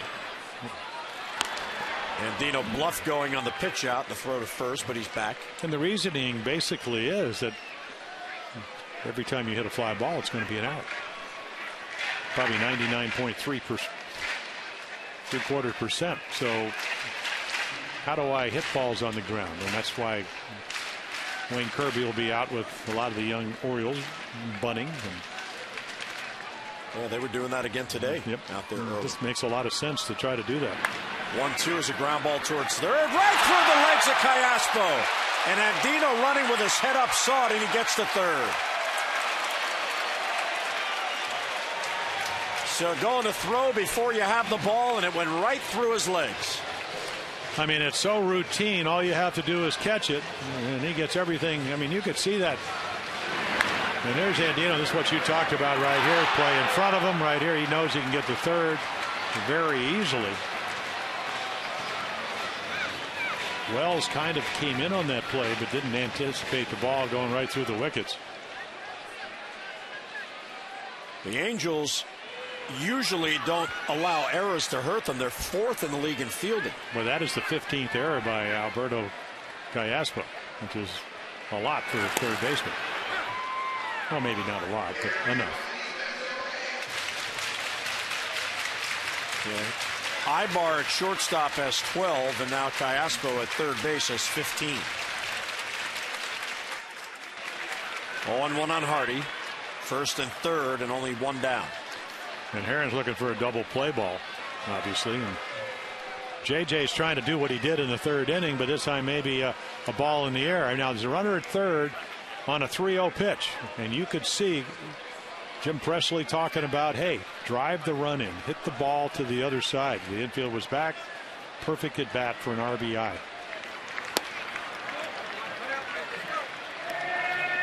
Yeah, and a good team at bat not only helps pad your own stats there with the RBI, but it really helps the team.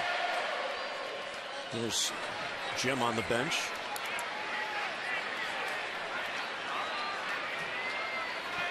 So 1-1 on Hardy. Angle's running, and it's hit to left field. That's going to be a base hit. Wells was towards the gap. That gets down for it. Here's Andino to score. Angle's being sent. He will score, and a 2-run double for J.J. Hardy. And the Orioles now have a 5-0 lead.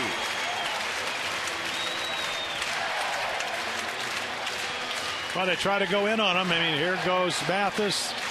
And again, the ball's in. You don't throw the ball by J.J. Hardy very often. And again, you could see him pull his hands and arms in. That way he gets the good part of the bat to the ball, keeps it fair. You don't hook it foul. And there are a couple of extra runs. So Hardy picks up his 26th double. He's got a 3 RBI night. 71 RBIs on the year now. And the Orioles are taking it to Dan Herron and the Angels. Well, you have a chance, at least 2 shots right here to make it a 4-run inning. And how often does that happen against Herron? Ball 1 inside to Markakis. Nick said, I'm not swinging at that cutter. And then Herron gets upset because they didn't get called.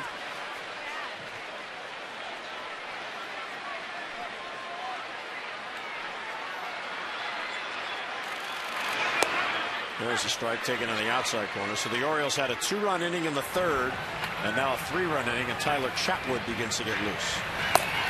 Yeah, one of their early season starters.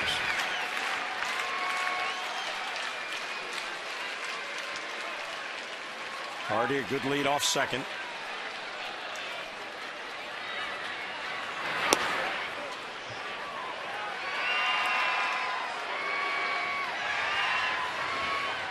J.J. Hardy had 1 RBI in his last 43 at-bats, and he's got 3 RBIs and 3 at-bats tonight.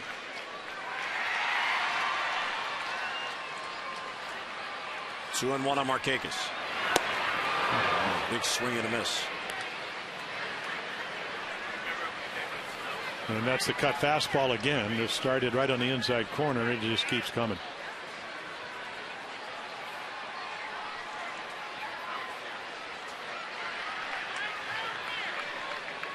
We're 2-2 on Nick. Hardy at second, 1 down, 3 runs in for the Orioles.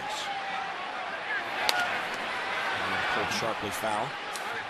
Yeah, Dan Herron knows he does not have a lot of room. I mean, they average at what, 3.69 runs per start. And we know what Jeremy Guthrie, with his 8-17 record, but he gets 3.86. Kind of gives you an idea how well Herron's pitched in spite of the lack of run production. So he knows he cannot afford to give up any more runs. He's already given up about 2 more than he probably anticipated tonight. Of course, you're thinking out there, it's not, you don't have your best stuff tonight or maybe command of it. And where can I go to get Nick Markakis out? And if I get him out, then I got Guerrero coming up, who's hitting about .450 in the month of September. 2-2 pitch is popped foul, so Markakis really battling here. Nick can't put it in play, but Herron can't put him away.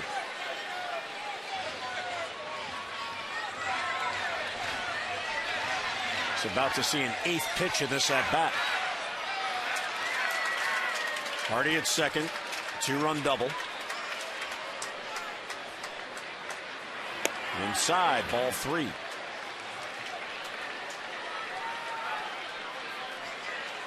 I'm really not sure this is not a, again, we talked about the lack of walks for Dan Herron. I mean, the one tonight did hurt him, but I'm not sure that you either make your pitch or pitch around Markakis and take your chances with Guerrero bouncing into a double play ball. And I think that's exactly what he did. So the second walk of the night puts Markakis on, 2 on and 1 out for Guerrero. Mid-Atlantic Sports Report returns on Monday, 5:30 on MASN. Join Amber Theo Harris, Phil Wood, Mel Antonin, and Dave Johnson. They'll discuss hot topics from around the world of baseball with live look-ins at the ballpark, interviews, and much more. That's the Mid-Atlantic Sports Report returning Monday, 5:30 on MASN. Here's Vladimir, 1 out of 2, a leadoff single in the second, grounded out in the 4th. And fouls it off. Vladimir now with a 4-game hitting streak. And he is now 14 for his last 30. Really swinging the bat well down the stretch.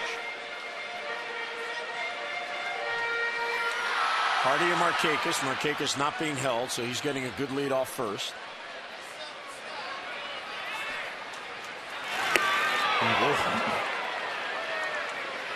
See, and again, it's not velocity, it's location. I mean, that's 86. And that's a fastball. He's been throwing 89 and 91 all night. He just got it right on the inside corner. The world knows that Vladimir Guerrero likes to get his arms extended. Off the end of the bat to center field. Borges charging in, and he makes the grab. And the runners retreat. And 2 down on the fly out.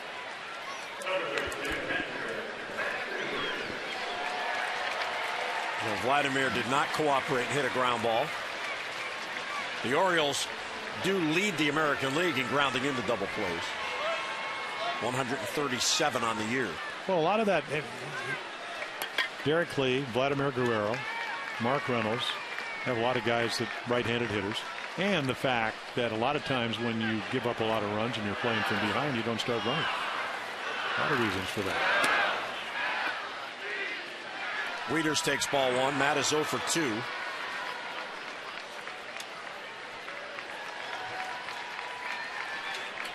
He has struck out and popped up to third. High fly ball left field. Right there is Vernon Wells. And he's got it for the out. The Orioles send 8 men to the plate and score 3 times.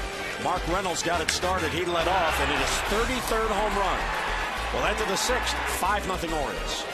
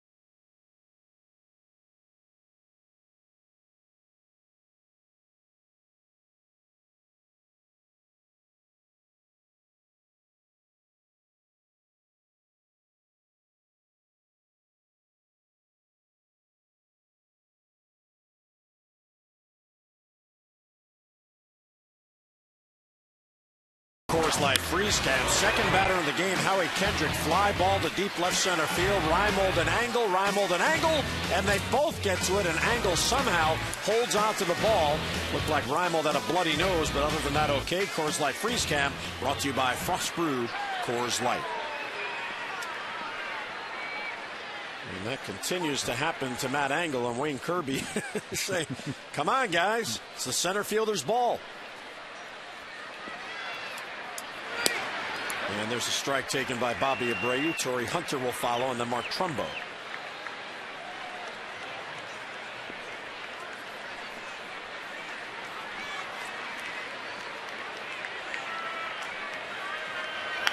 Well, one is fouled back.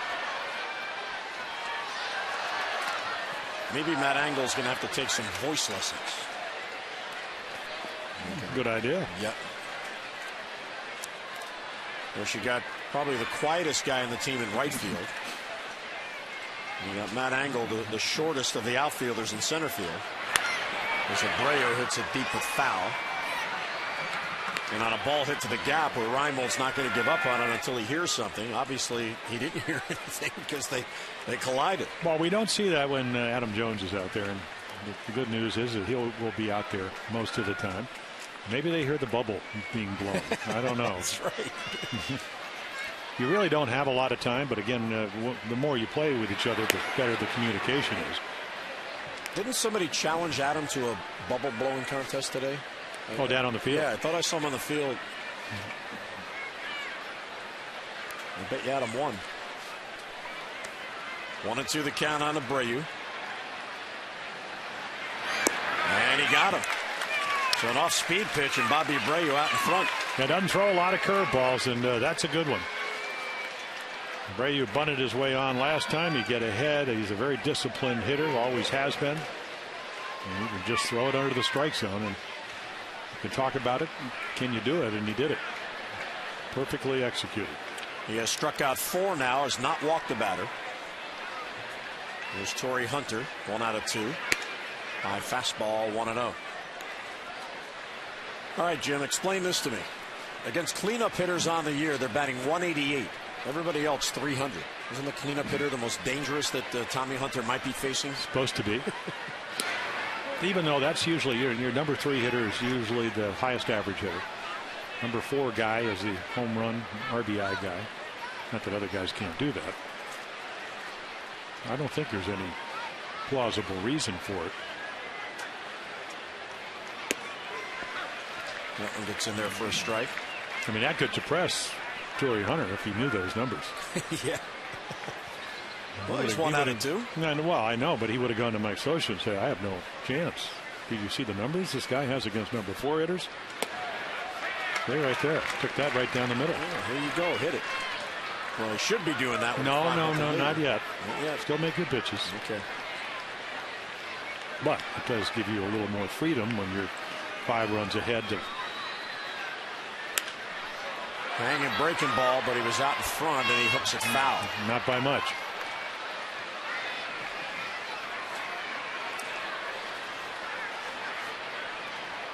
Torrey Hunter's now 36 years old. I was reading one of the articles again, not in California, where he has lives down in Dallas, has 3 sons in high school. All good athletes. Because he has 1 more year on that contract. 2-2 just to get a piece. And he's in his 15th big league season. And he signed the 5-year, $90 million contract with the Angels to leave Minnesota.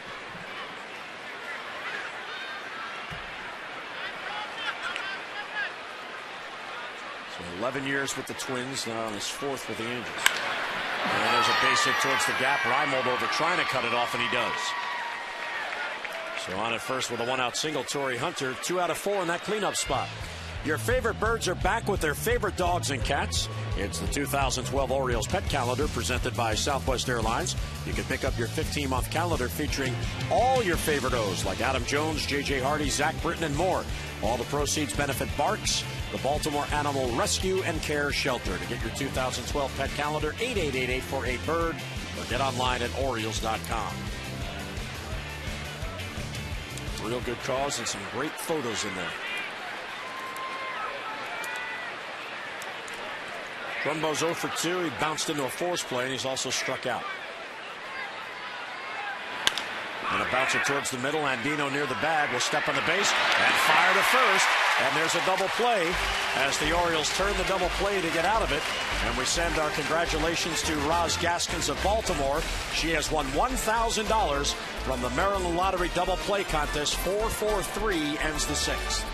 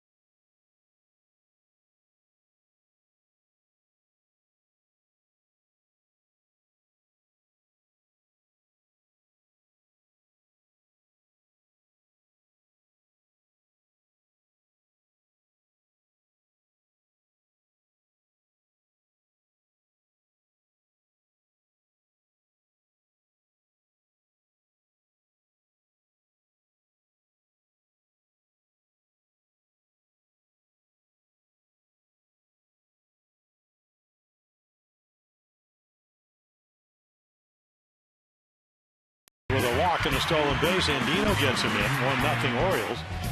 And then right here, 33rd home run. The rainbow home run. High and deep by Mark Reynolds. And Hardy would add a double. And again, so far the prevent defense by Tommy Hunter. Only the one extra base hit. And then Dan Herron. Well, it's not one of those nights to this point. Of course, you know he's not going to go away. Didn't want to give up the 5 runs in the first place. Not a good night. Not a good night to be sitting down there unless you brought your glove and your protector. Yeah, I was going to say, how many times tonight is Chris Davis going to do? Well, that's the third. Markakis has hit a couple of balls. Again, it's that cutter in on your fist, and you just start committing and can't do anything but hit it foul. And a line drive base hit to left field. Boy, he has such a good stroke the opposite way in a leadoff single. Well, I was talking to Jim Presley, the hitting instructor, and we saw him when he just came off the disabled list. The Orioles got him. A home run guy, only 3 home runs 1 year, 18, and then maybe the league found out a little bit. He said, kind of doing a toss drill where I actually stand almost to the side of him and make him swing and stay inside the ball. And that's how he hit the home run the other night. That's how he hit that single. I think for Chris Davis, it's just a matter of doing drills and trying to get repetitions and getting to play enough, which looks like he's going to. Well, Mark Reynolds rips it to left field. Davis makes the turn. He'll head for third, and Reynolds is going to be able to double.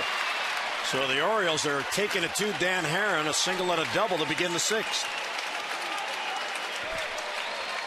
Yeah, Reynolds has hit 3 balls hard tonight. Fastball, one of the few down the middle. He hung a slider the last time and hit his 33rd home run. I mean, right here, there's your.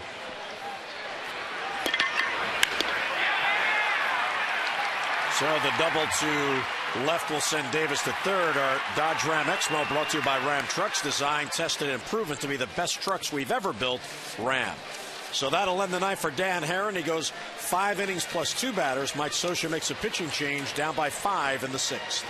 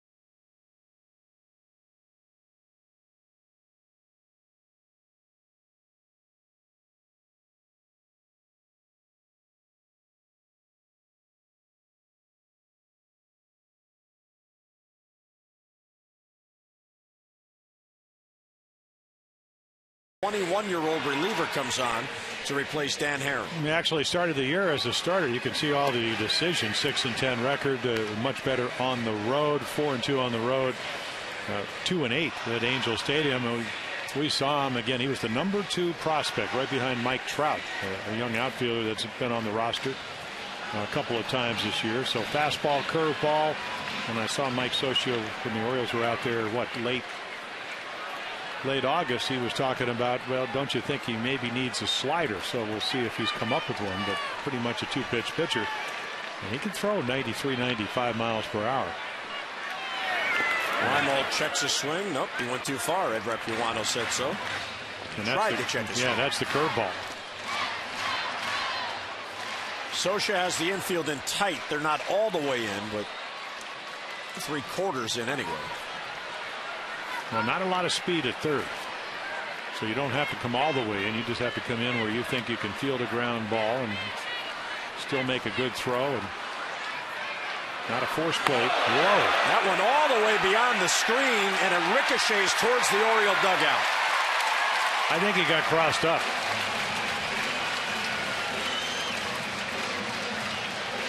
That's the first here. I mean, right off the bricks. That's where the umpires go back out, and Mather's going to run into Rappiano trying to find out where it is. Of course, it caroms right off the. It's like the hinge in the door. So the wild pitch allows Davis to score. Reynolds goes to third. 6-0 Orioles.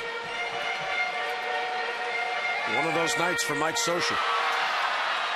Well, errors. Heron not on his game. Orioles making a nice adjustment after getting beaten by Heron and the Angels.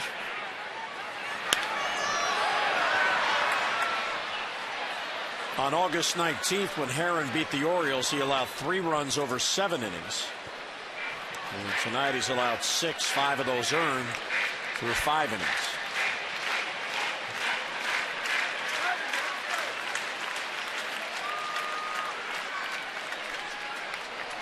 One-two, high fly ball, deep left field. Back on it, Vernon Wells at the wall. He leaps, he won't get it, it's gone.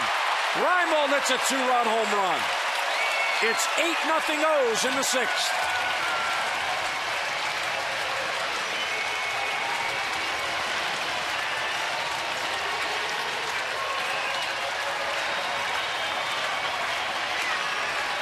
Now back-to-back game now for Nolan. Look at this curveball. Just stays up enough. This will give you a great angle. Pretty much about thigh to belt high. And again, an awfully strong young man. And again, you don't have to hit it that far. Hit it about, what, 365, 368? Another couple of runs for the O's. For Reimold, his 11th. And he's got 3 home runs in the past 7 games. Still nobody out. Here's Andino. And it's low, 2-0. So Hardy has a 3 RBI night. Reynolds has an RBI. Reimold has a couple of RBIs. Andino has an RBI, and the other run came in on the wild pitch. So good production spread out in the lineup.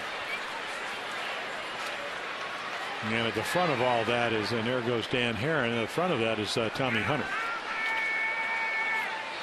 Pretty much pitching the way he's capable of doing it. Fastball's low, 3-1 on Andino. And there's Tommy with the hoodie on.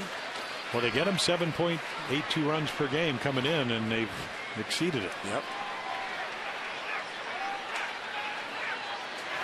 3-1 is fouled off.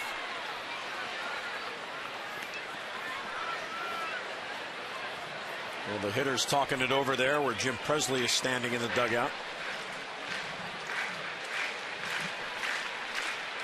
Orioles have hit 2 home runs in this game, and they've hit 7 now in the last 4 games. And that's outside for ball 4. Well, we hope you can join us again tomorrow. More O's action, middle game of this 3-game series. It'll be Zach Britton on the mound for the Orioles against the right-hander Irvin Santana. Our coverage on MASN HD begins at 6:30 with O's Extra presented by Verizon Wireless, and then game coverage at 7 o'clock. We've got all the access you need right here on MASN. So Santana lost his last couple of starts, even though he's been on a roll. In fact, it started here in Baltimore, and then Zach Britton still searching for that 10th win. Still searching for that fastball command. Matt Engel fouls it back. So I have not seen the slider yet. We've gone down to AAA to work on that. Dino on at first with nobody out. The Orioles have 3 runs in. It's high, 1-1.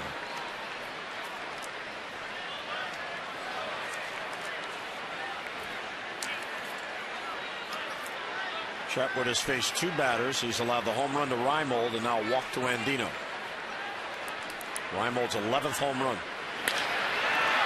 Center field, Borges is there.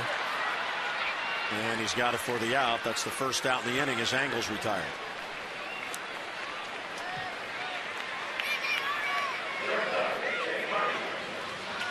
The Orioles in this game, Herron retired them in order, 3 up, 3 down twice in the first and in the fourth.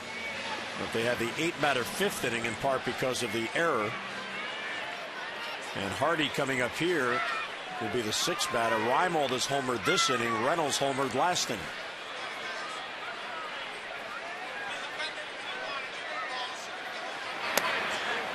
And it's outside, 1-0.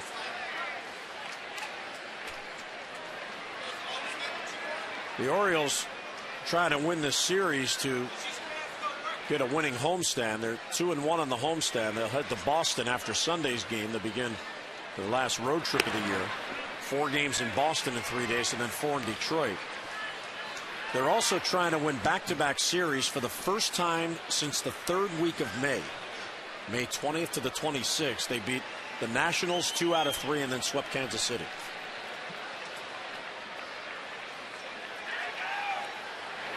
Is pop foul, back out of play.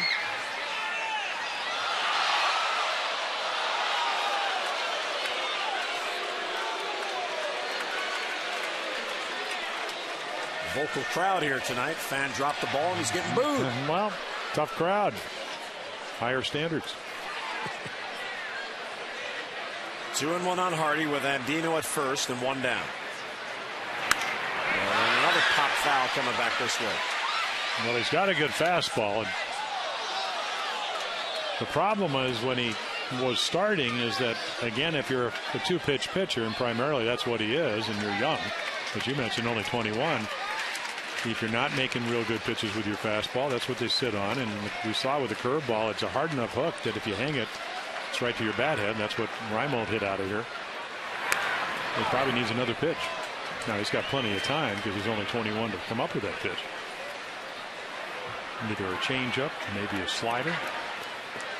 He's got a lot of stuff going on in this windup, though. He's kind of, a lot of times they call you kind of hook the ball, but you just kind of watch his arm. It's outside, ball 3. It's not exactly a smooth windup, but as long as he stays healthy, that can be very effective, and you can make good pitches with it. Mike Butcher, his pitching coach, looking on. 3-2, 1 down. Andino's running, and it's a base hit up the middle. Andino will easily get to third as he was running on the pitch. So the Orioles continue pounding the baseball here tonight. And time now for our Subway game flow. And the flow of this game is all about the base hits, and plenty of them. As the Orioles had 2 home runs. Reimold a 2-run shot this inning. Reynolds a solo home run last inning. And the Orioles with 9 base hits on the night, and we're only through 1 out in the 6th inning. And Mike Butcher's out for a chat. You know, that learning process you were talking about, Chatwood needing another pitch, and it kind of reminds me of what Chris Tillman has gone through this year, where in the minor leagues he's very comfortable with his stuff, in particular with that cutter. And for some reason, he's reluctant to use it in the big leagues, and that's maybe the other pitch he's looking for. Yeah, just where we talk about his windup. I mean, again, kind of lifts his arm up. But again, he reminds me he's a kind of a drop and drive guy. But again, we've seen 93 to 95, a lot of balls in the middle of the plate. And again, not to be critical, but they rushed him because they needed a starter. They rushed him, and normally you'd bring him along in the bullpen, or he could add his pitch out there, work on it. But when you're starting every 5th day and you're trying to win a pennant, which is what the Angels are doing, it's a pretty tough learning curve. 1st and 3rd with 1 down. Andino at 3rd, Hardy at 1st. And a bouncer towards the middle. Ibar steps in the bag. He'll fire to first. Markakis retired, and that'll end the inning. But the Orioles get 3 more. Nolan Reimold got a hanging breaking ball, didn't miss it. His 11th home run on the year. The Orioles now with an 8-0 lead.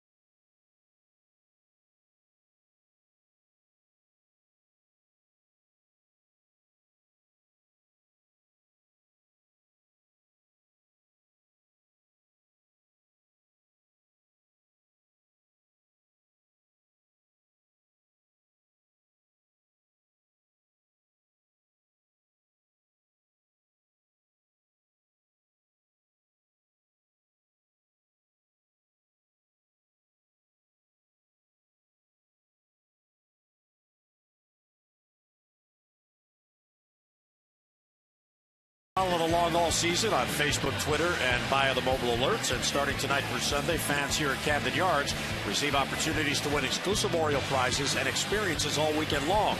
So make sure you're following us at Facebook.com/MasonOrioles, Twitter.com/MasonOrioles. Text OSocial to 29292 for all the details. And tonight's contestant, Casey Goddard, she won the Mason Mobile Twitter contest and had the bubblegum blowing contest against Adam Jones. And Casey's the winner. She gets a flat screen HD TV, and she got to go on the field and challenge the bubblegum king of the Orioles in a bubble blowing contest. A lot of fun.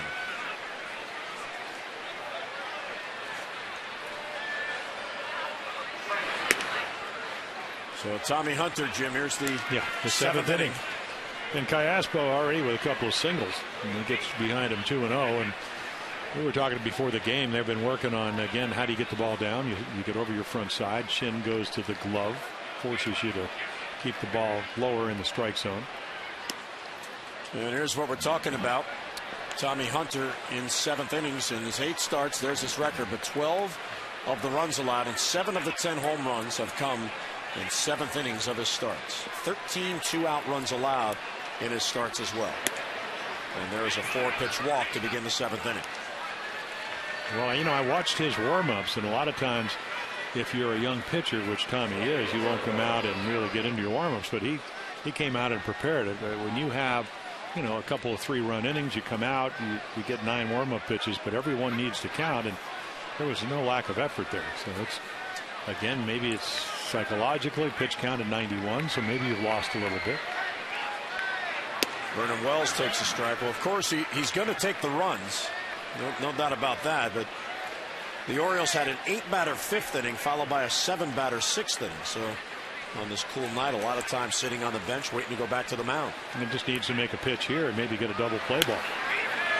Wells fouls it back. He's down in the count 0-2. So and this is a kind of a count, and we talk about it all the time, where you don't need to throw a strike, especially a guy that's struggling. You could just see him. He chased one over his head where they had a chance to get back in the game back in the 4th inning.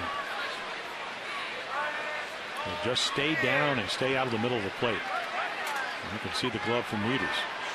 0-2 is fouled off. And there's about an 8-inch difference from where the glove was and where he threw that pitch.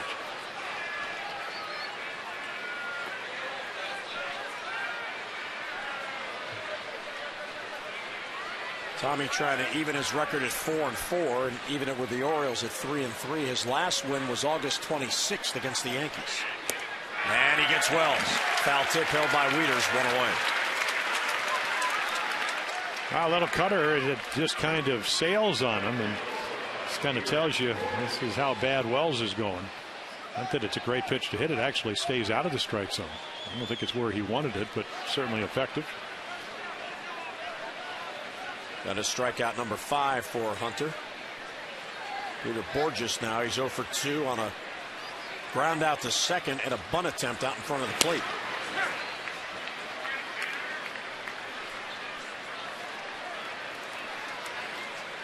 And if you're an Oriole infielder, make sure you get one. 8-run lead. He's hard to double up because of his speed. You do not want to do what Cayaspo did, where he let a ball go through his legs, anticipating a double play. There's a pretty hittable pitch there. That's what he's hit: a changeup, a curveball, and a fastball for the 3 home runs against the Oriole pitching this year. He's 9 for 21 against the Orioles. And he just missed his 4th on a hanging slider. But he is just 1 for his last 12 as he bats here in the 7th inning. 0-2 is outside. Well, we saw, again, their hitting instructor, Mickey Hatcher, they were trying to get Peter Borges to kind of flatten the bat out. Something you see Albert Pujols do. And maybe the bat a little bit more upright than it was out in Anaheim a couple of weeks ago. There's the Mick. Breaking ball is low.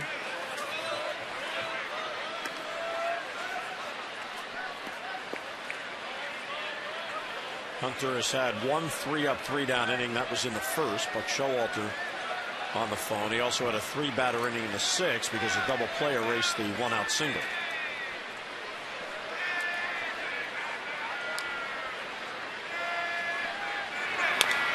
And a tapper foul. Here's an update in the Carolina League, the championship series for the Mills cut, and the Keys now with an 11-2 lead, a win tonight, and they are the champions. 11-run third inning for the Keys. Jonathan Scope is 2 for 3 with a couple of RBIs. Manny Machado with a 3-run home run and 4 RBIs. So those two guys who are having big-time years, and for Machado his first year. So the Keys are on their way to a championship. They win tonight, it's over. Foul back. Pretty good odds on that, 11-2 in the 4th. Villiers now will begin to get loose. Yeah, pitch count now at 101. Scotty McGregor in the background. But Scotty's been here, what, about 9 days, 10 days now? Since New York? Yes, since the first game in New York. Breaking balls low.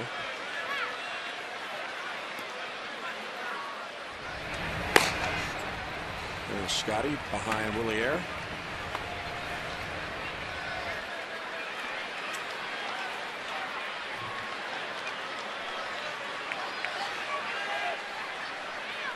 Four of the 7 hits that Tommy Hunter's allowed in this game have come with 2 down.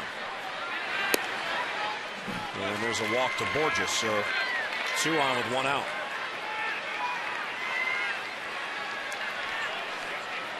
Weeder's out to the mound, and Rick Adair's going to come out. This will allow Willie Air a little more time to get loose. Well, no walks coming into this inning, and then pitch count gets up, and boy, there's such a, I guess, a feel to being able to stay inside your windup when you get a little bit fatigued.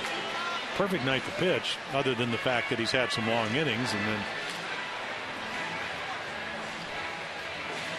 But if you're going to pitch through a lineup, and tonight it's now the 3rd, it will soon be the 4th time, you have to stay out of the middle of the plate. You have to be able to make quality pitches. Meiser Esturis will pinch hit for Jeff Mathis, so Mike Scioscia, feeling this might be his chance to get back in the game, goes to his bench. Well, he has 3 catchers. You know this is going to happen, and Esturis had a couple of game-winning hits earlier in the week, so he's been red hot. First and second, 1 down, and there's a strike.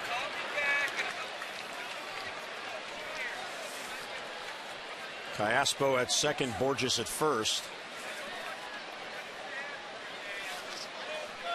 0-1 on Esturis. And foul back, it's 0-2. And a couple of the hits that I saw him get out on the West Coast were doubles up the gap to left center field. And again, he worked the count in his favor and then hit them with authority. Well, he is 8 for his last 21 with 5 doubles in that span. Yeah, he's been torrid. There's the 0-2 and a little bloop out behind second base. Hardy back on it and has it for the out. So J.J. Hardy retrieves, and 2 down in the 7th inning.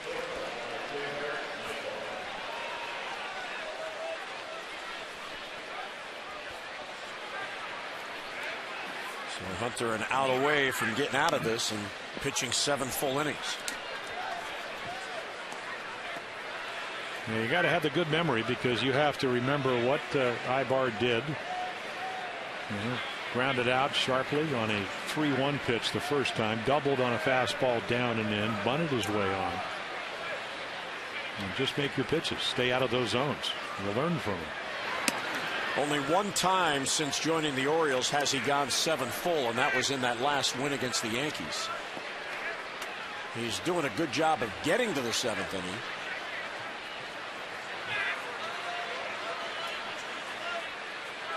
This is the 7th time in his starts, now his 9th start, that he's pitched into the 7th.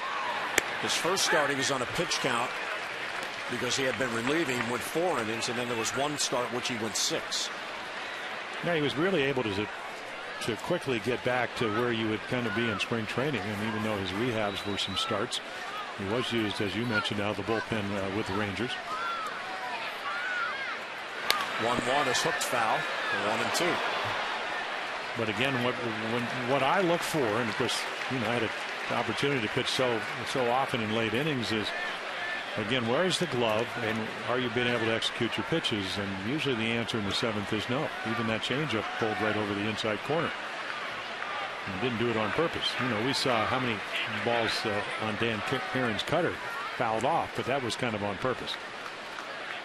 So just where Wieters is going, and watch where if he's able to deliver where it is. Ground ball towards third. Davis will play it across the first, and Tommy Hunter gets out of it. 2 walks and 2 left. 7th inning stretch brought to you by Jack Daniel's Tennessee Honey. Fly straight, drink responsibly.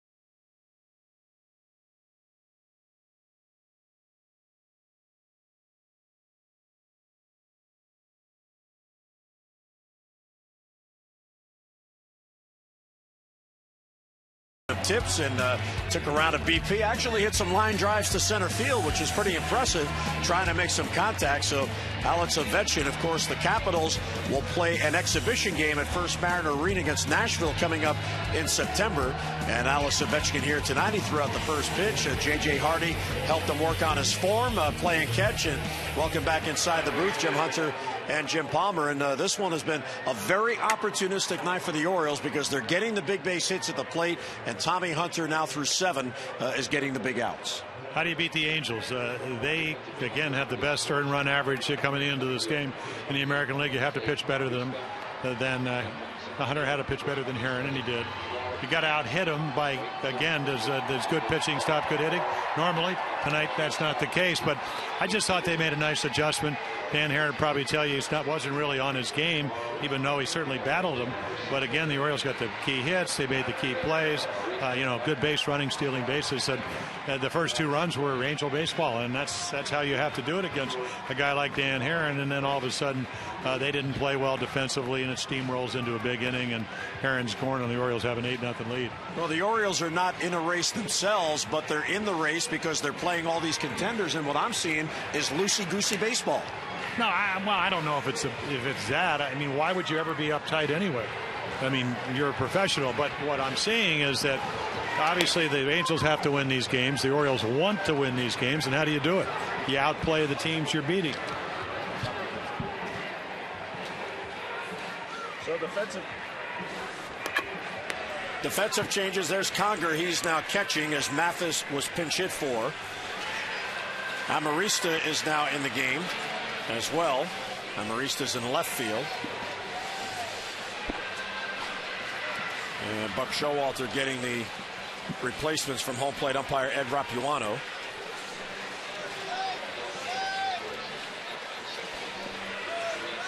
Efren Navarro is now at first base. And Mike Trout has come in the game in center field. So down 8-0. Mike Scioscia getting some of his regulars off the field. And there's Gil Velasquez. He's at second base. So expanded rosters, kind of like spring training in a sense. Chatwood's still on the mound, and he came in, and the wild pitch, and then the home run to Reimold. So the inherited runner scored. So not only where they're going to be playing, but where they're batting. Where they're batting.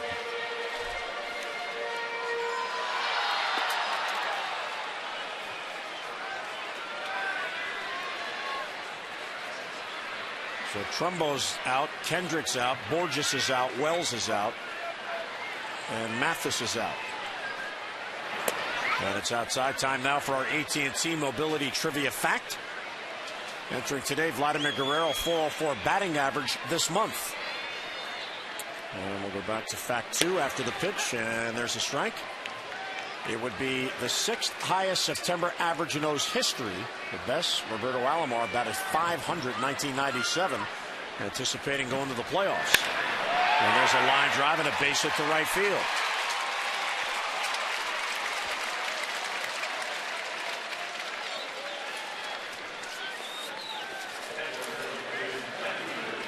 Well, I guess Vlad's going for that 500 batting average.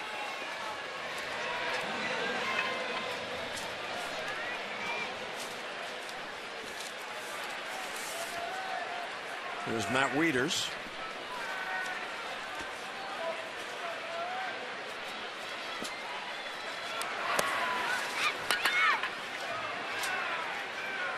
And missed one change there. Jeremy Moore is in right field, so Torrey Hunter's also out of the game. So it's 3 new outfielders.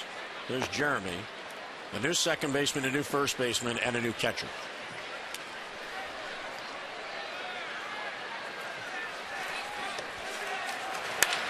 And there's a double play ball. Velasquez goes to Romine, who's now at shortstop, and he fires to first. So that goes 4-6-3. Romine is now at short.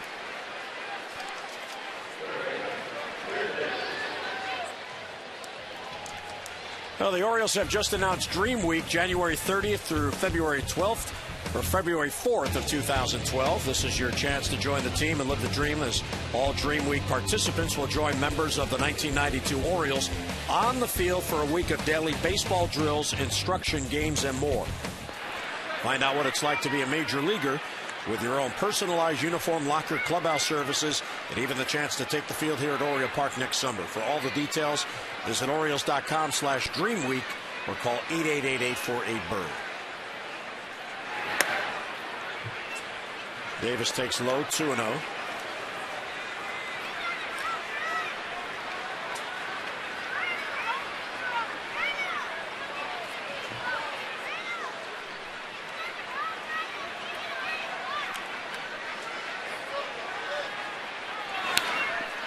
Good cut, he fouled it off.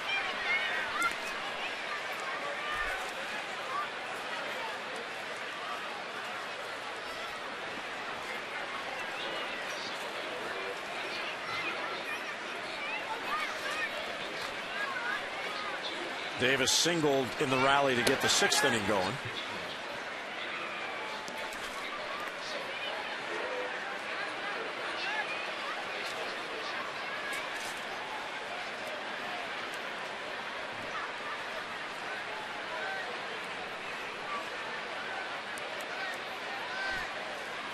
And the 3-1 has fouled off his foot.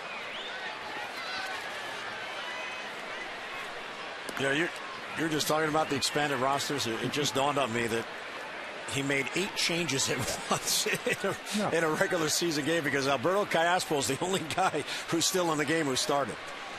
So Mike Scioscia getting some of his regulars out of there, trailing by 8 in the bottom of the 7th. Yeah, it makes a lot of sense, because it's not that you're throwing in the towel. It's just that ultimately you still want to win 2 out of 3. So if you don't win tonight, you're going to play tomorrow and Sunday afternoon. So Davis down on strikes. Orioles down on the 7th. We'll head to the 8th.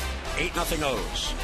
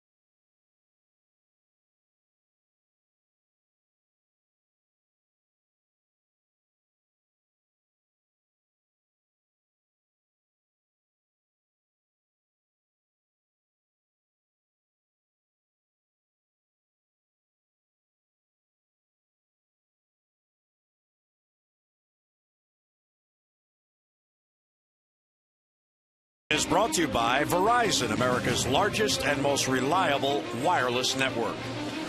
Opening game of this 3-game series, and the Orioles with an 8-0 lead on 10 base hits. They also have taken advantage of that one Angels error in our State Highway Administration call to the bullpen. This call to the bullpen reminds you to be street smart. Always use crosswalks when walking, and when driving, be alert for pedestrians. So a 12-man bullpen, and here comes Willie Ayr pitching very well.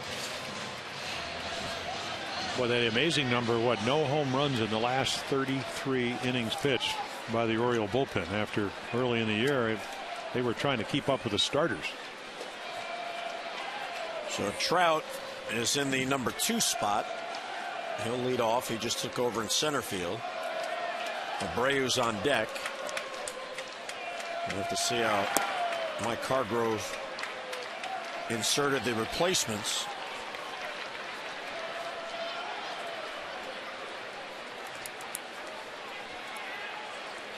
Abreu on deck, DH. He started. And there's a swing and a miss, 1-1.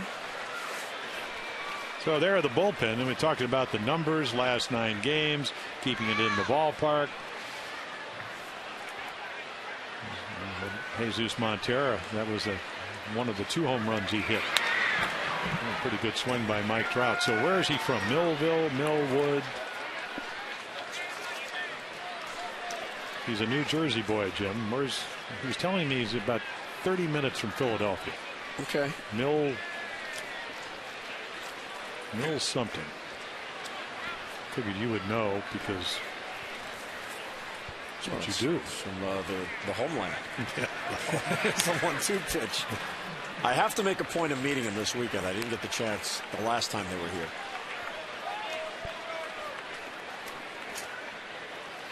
So.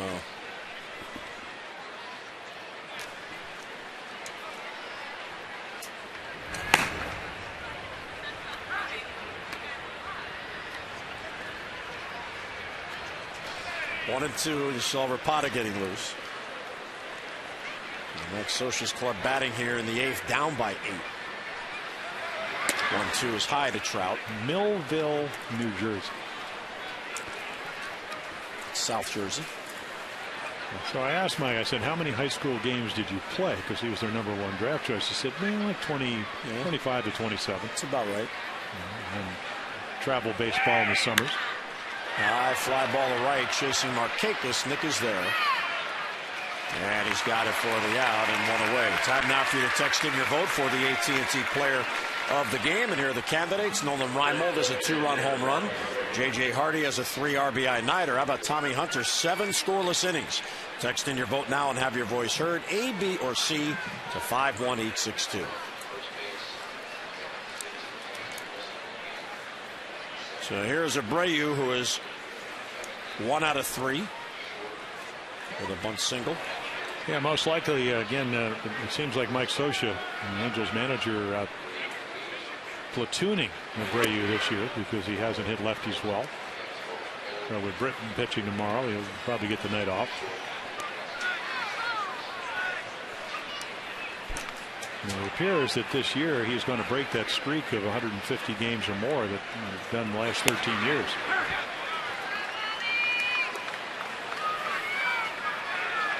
Willie Ayr, first pitcher used tonight. Well, Willie Ayer's got good stuff. Hunter went 7, now Ayr here in the 8th. And a bouncer towards second base, Andino will get it to Reynolds, who thought about going after it and then let it go by and got back to the base, 2 down. Yeah, it's all right to do that if you're Mark Reynolds. Again, you just have to know who's fielding, and will they remember, even though you're told every day of spring training to get over. Everybody's yelling, get over there, get over there.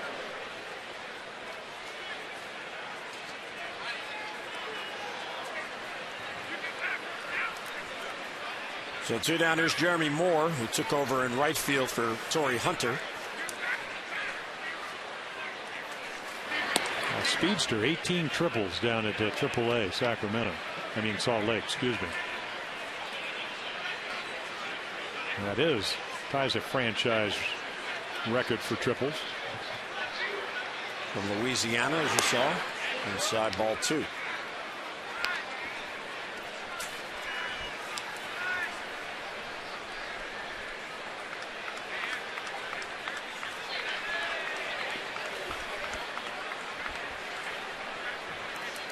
So 2-0 with 2 outs and the base is empty.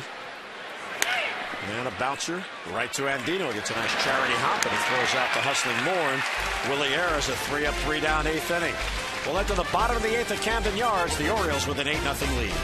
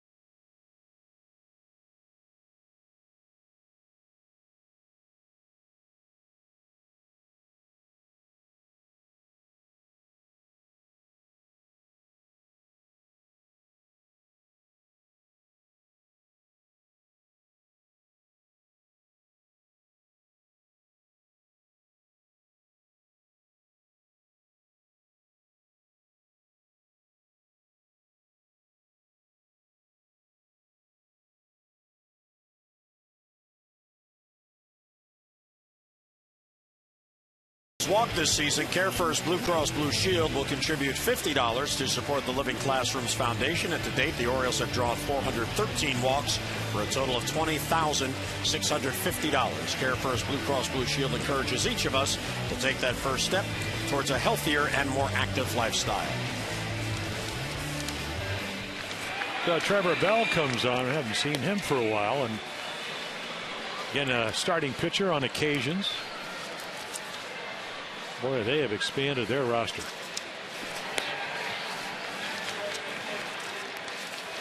You walk into the respective locker rooms now. They got extra lockers. It's like spring training. Well, let's get a look at tonight's Cold Hard Blast, brought to you by Frost Brewed Coors Light. And we'll go back to the 5th inning. Mark Reynolds, as he led off the inning, and against Dan Herron, got into one and hit it out. His 33rd home run. His 77th RBI, and Reynolds with the Cold Hard Blast has a 2-for-3 night going.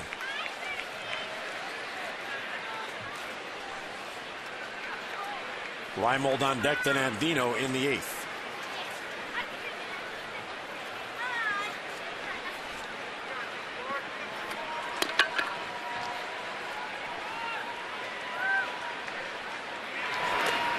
So if you're Mark Reynolds, you snap an 0 for 21 with a home run, and now you got hits in back-to-back at-bats. He had 6 hits the entire month of September coming into tonight, and 3 of those hits came in the same game.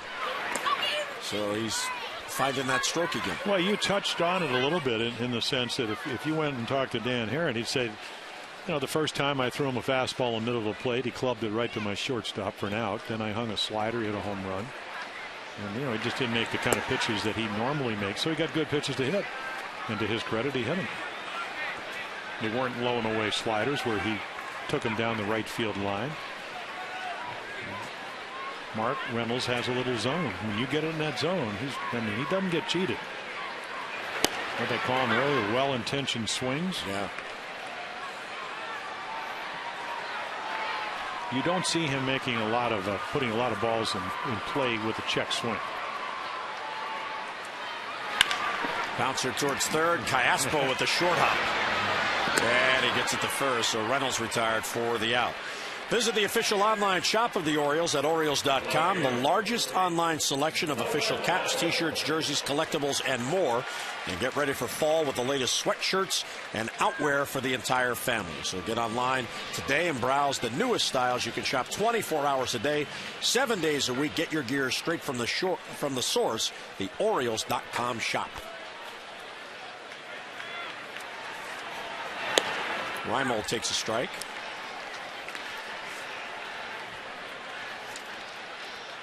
Reimold walked, stole a base, and scored in the third. That was the Orioles' first run.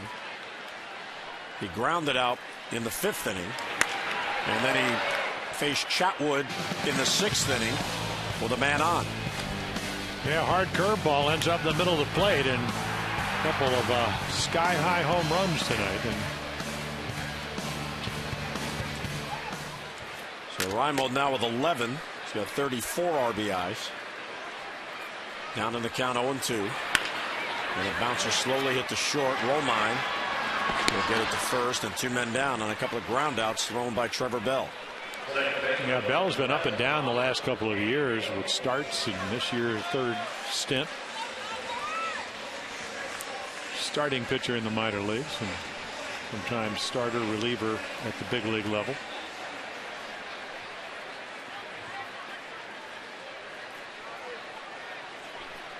Here's Robert Andino, who's had a perfect night. 2 singles, a walk, an RBI, and 2 runs scored.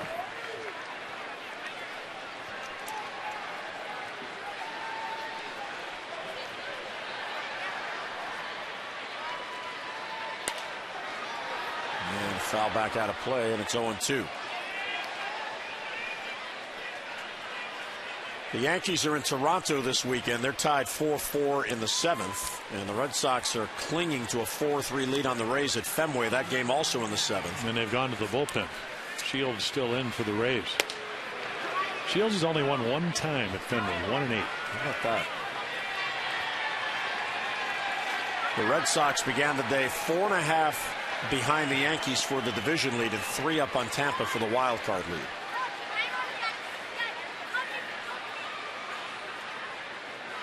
1-2 pitches low, 2-2 on Andino. The Tigers are trying to clinch. They play at Oakland tonight.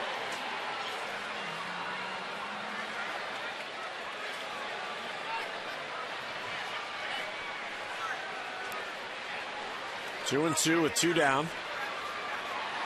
And it's outside, ball 3.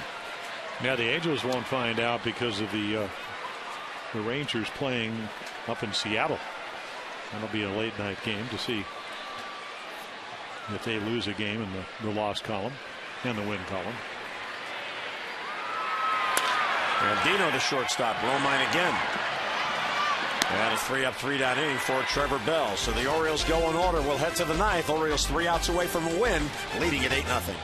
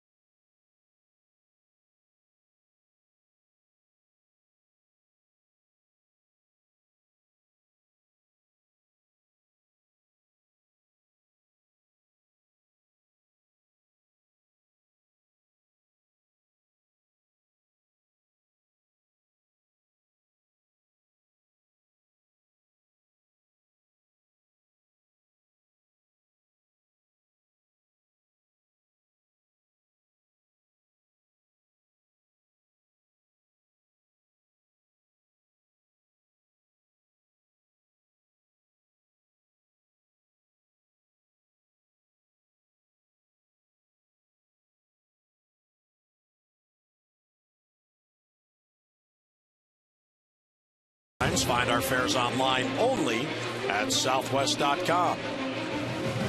We have reached the ninth inning, and Kevin Gregg comes on for an inning of work. Well, yeah, exactly. Just a little tune-up, and no definitive word whether he has lost his closing role, even though he has blown 3 of the last 6 saves. But again, those are the numbers, and it was kind of a little bit of time today. Almost 20 pitches per inning. So obviously, the more pitches you throw, the more they get to see. 91 base runners in 54 2/3 innings pitched. The runners at scoring position numbers not that bad at 231. League average at least in the American League at 260. But again, it is tough when you try to win ball games and he comes in and doesn't do what he's supposed to do, and that is to save the games. Efren Navarro is up for his first time. Changes for the Orioles. There's Kyle Hudson now in the game in left field, and that pushes Nolan Reimold from left to right. Chris Davis moves from third to first, and Josh Bell is now in the game at third. And a pop foul out of play.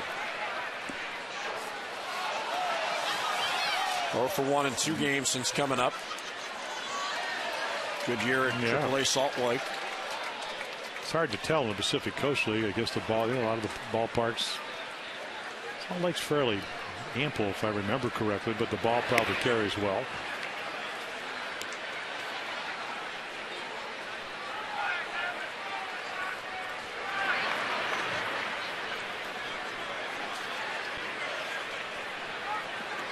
Well, 2-1 the count on Navarro. Ball 3. Yeah, young hitter takes a borderline pitch, and it really doesn't matter what level. It's about getting a good pitch to hit, and that was just a little under the zone.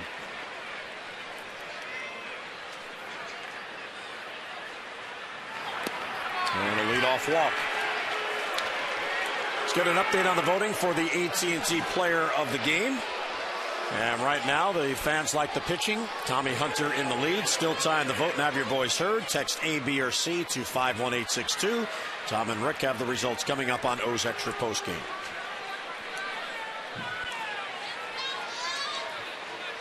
Here's Alberto Callaspo, his 4th plate appearance, and he's got a perfect night. 2 singles and a walk.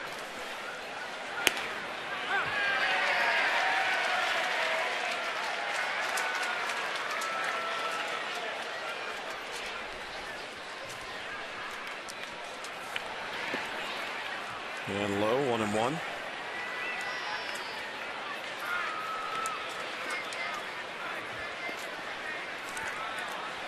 Orioles 2 in the 3rd, 3 in the 5th, and 3 in the 6th.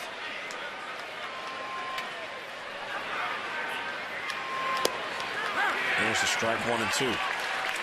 And a good low fastball.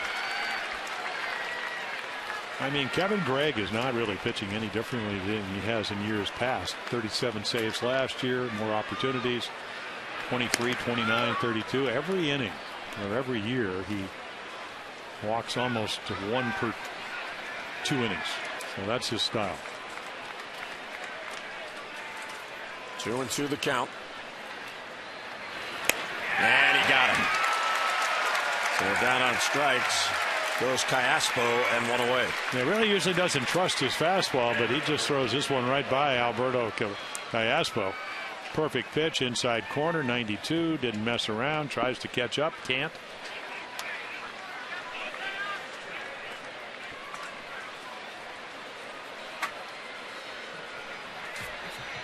Here's Hank Conger. Conger took over behind the plate. Yeah, switch hitting catcher. More power from this side.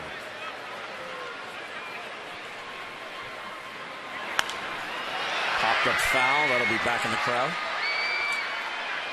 Got Don Stanhouse, the former relay pitcher in town, and I introduced him. He came up to the booth tonight. It was great to see him. Yeah, Stan the Man Unusual. That was his nickname. Full pack. We had all kinds of nicknames, and Earl Weaver would be on his 3rd pack because of cigarettes, because he pitched a little bit like Kevin Gregg, where theory was, I'm never going to throw it over till you make me. 0-2 is hit deep to right field. That ball's going to get out of here. And it's onto the flag court for a 2-run home run. So there goes the shutout as Kevin Gregg allows the home run to Hank Conger. Well, that's why they like this kid. Made the team out at spring training. Again, defensively, maybe took a step back or two, sent him to AAA, called him up because they wanted exactly this. I mean, right here, ball a little bit in the middle of the plate, but he tomahawks it. So he gives you what Bobby Wilson and Jeff Mathis haven't been able to do this year. All over that high heater. And here's Andrew Romine, who is now in at shortstop, his first at bat. 1 for 12 since in his big league appearances.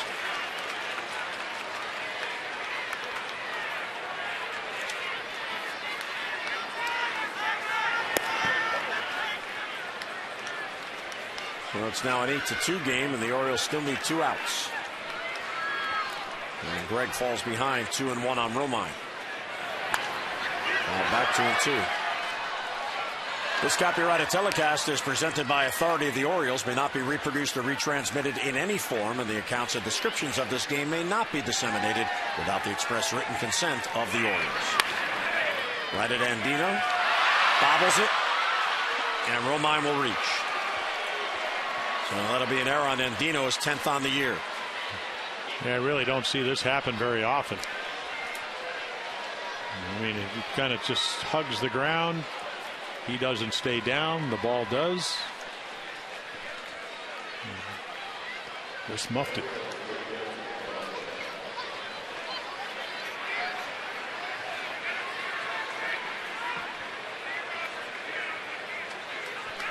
So Gil Velasquez will get his first at bat.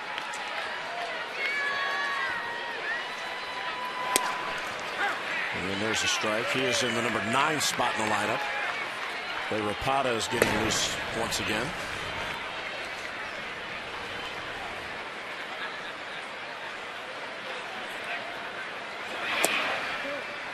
And it's outside, 1-1.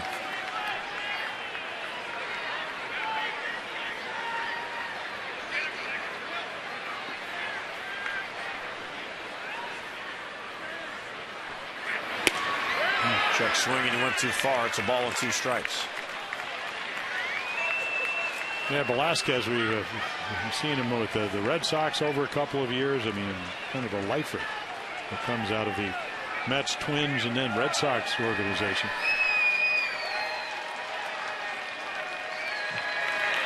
One-two is pop foul. That'll make its way back out of play.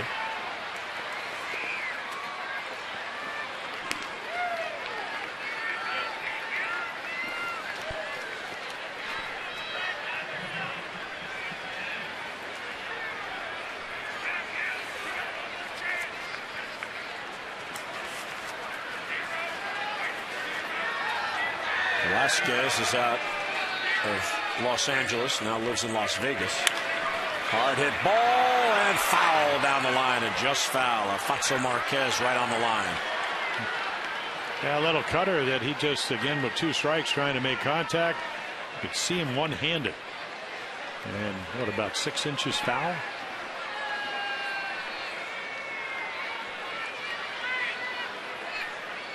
Same pitch down in the strike zone. Most likely would be a double play ball or a strikeout.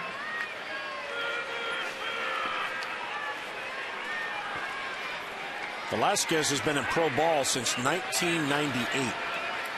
He's in his first season in the Angels organization. Popped it up, foul. Davis has a play, and he's got it for the second out.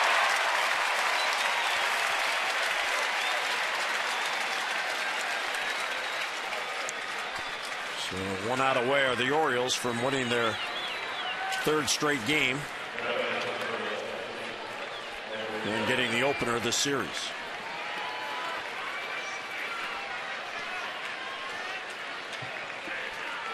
Alexei Amarista.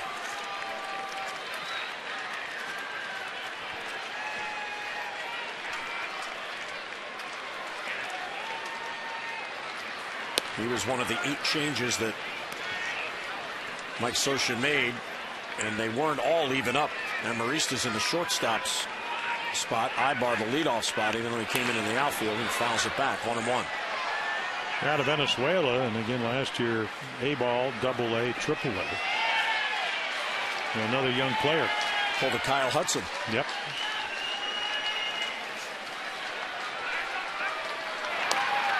And a foul. When the Angels were here for their first trip, Amarista was on the club. But after the opening game in the 3-game series, he was sent back. And Scioscia's team is an out away from a loss. And the 1-2 is outside, 2-2.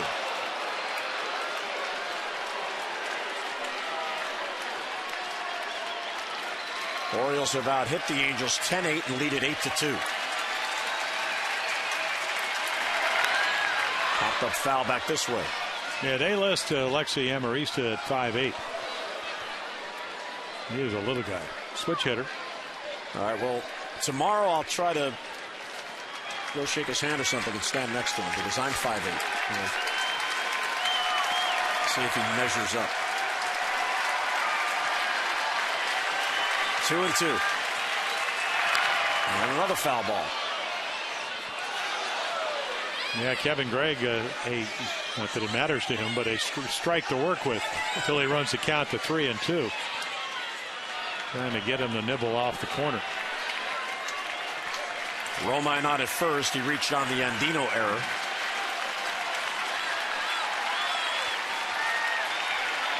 Well, 2-2 on Amarista. High ball 3.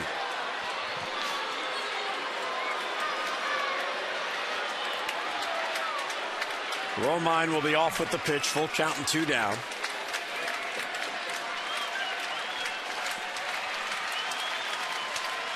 And the 3-2 is fouled back.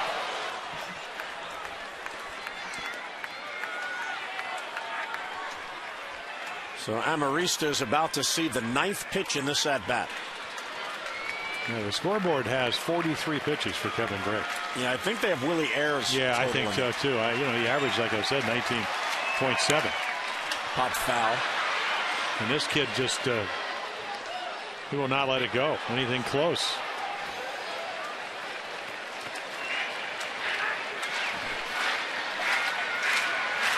Even though it's been a long inning, no, there's no way.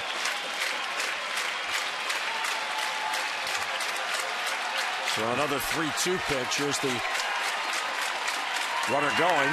And another foul out of play. Yeah, they have the pitch count at 33.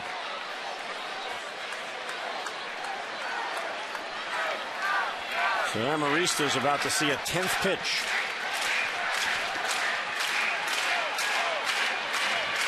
He has fouled the ball off 6 times in this at-bat. And another pop foul. Bell is over. He'll run out of room.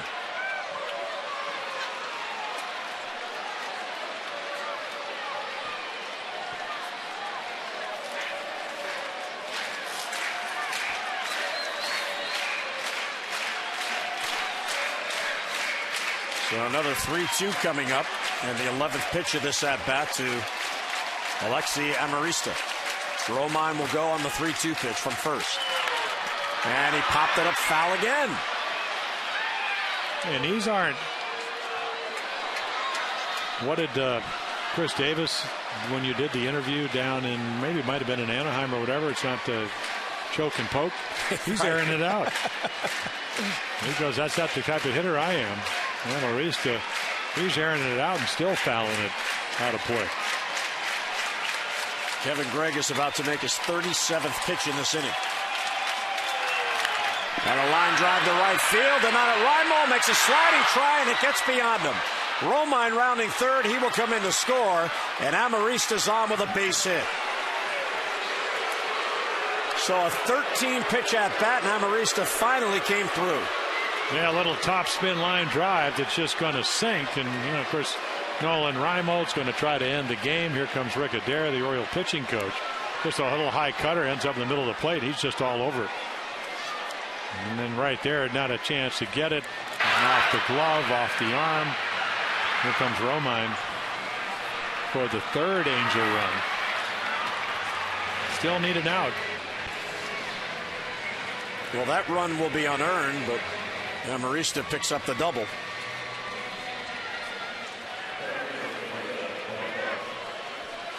And Greg is about to face his 7th batter this inning. Mike Trout, his second at bat, he flied out leading off in the 8th.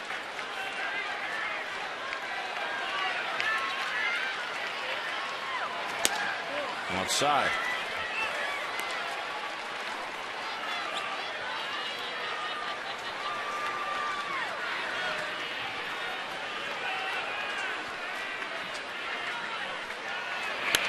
And a foul ball. 1-1 the count on Trout, who's in Howie Kendrick's spot in the lineup, the number 2 spot. Baseball America's minor league player of the year just voted. Yep. Out of your home state.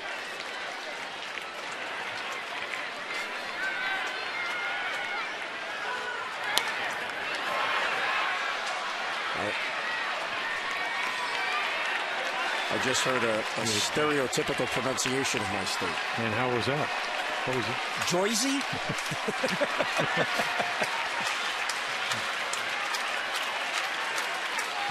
One and two.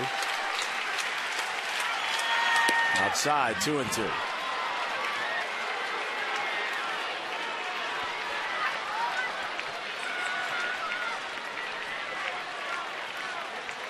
So Kevin Gregg coming on for an inning of work, and he's getting his work in. Foul back. Yeah, he just can't get him to put it in play at somebody.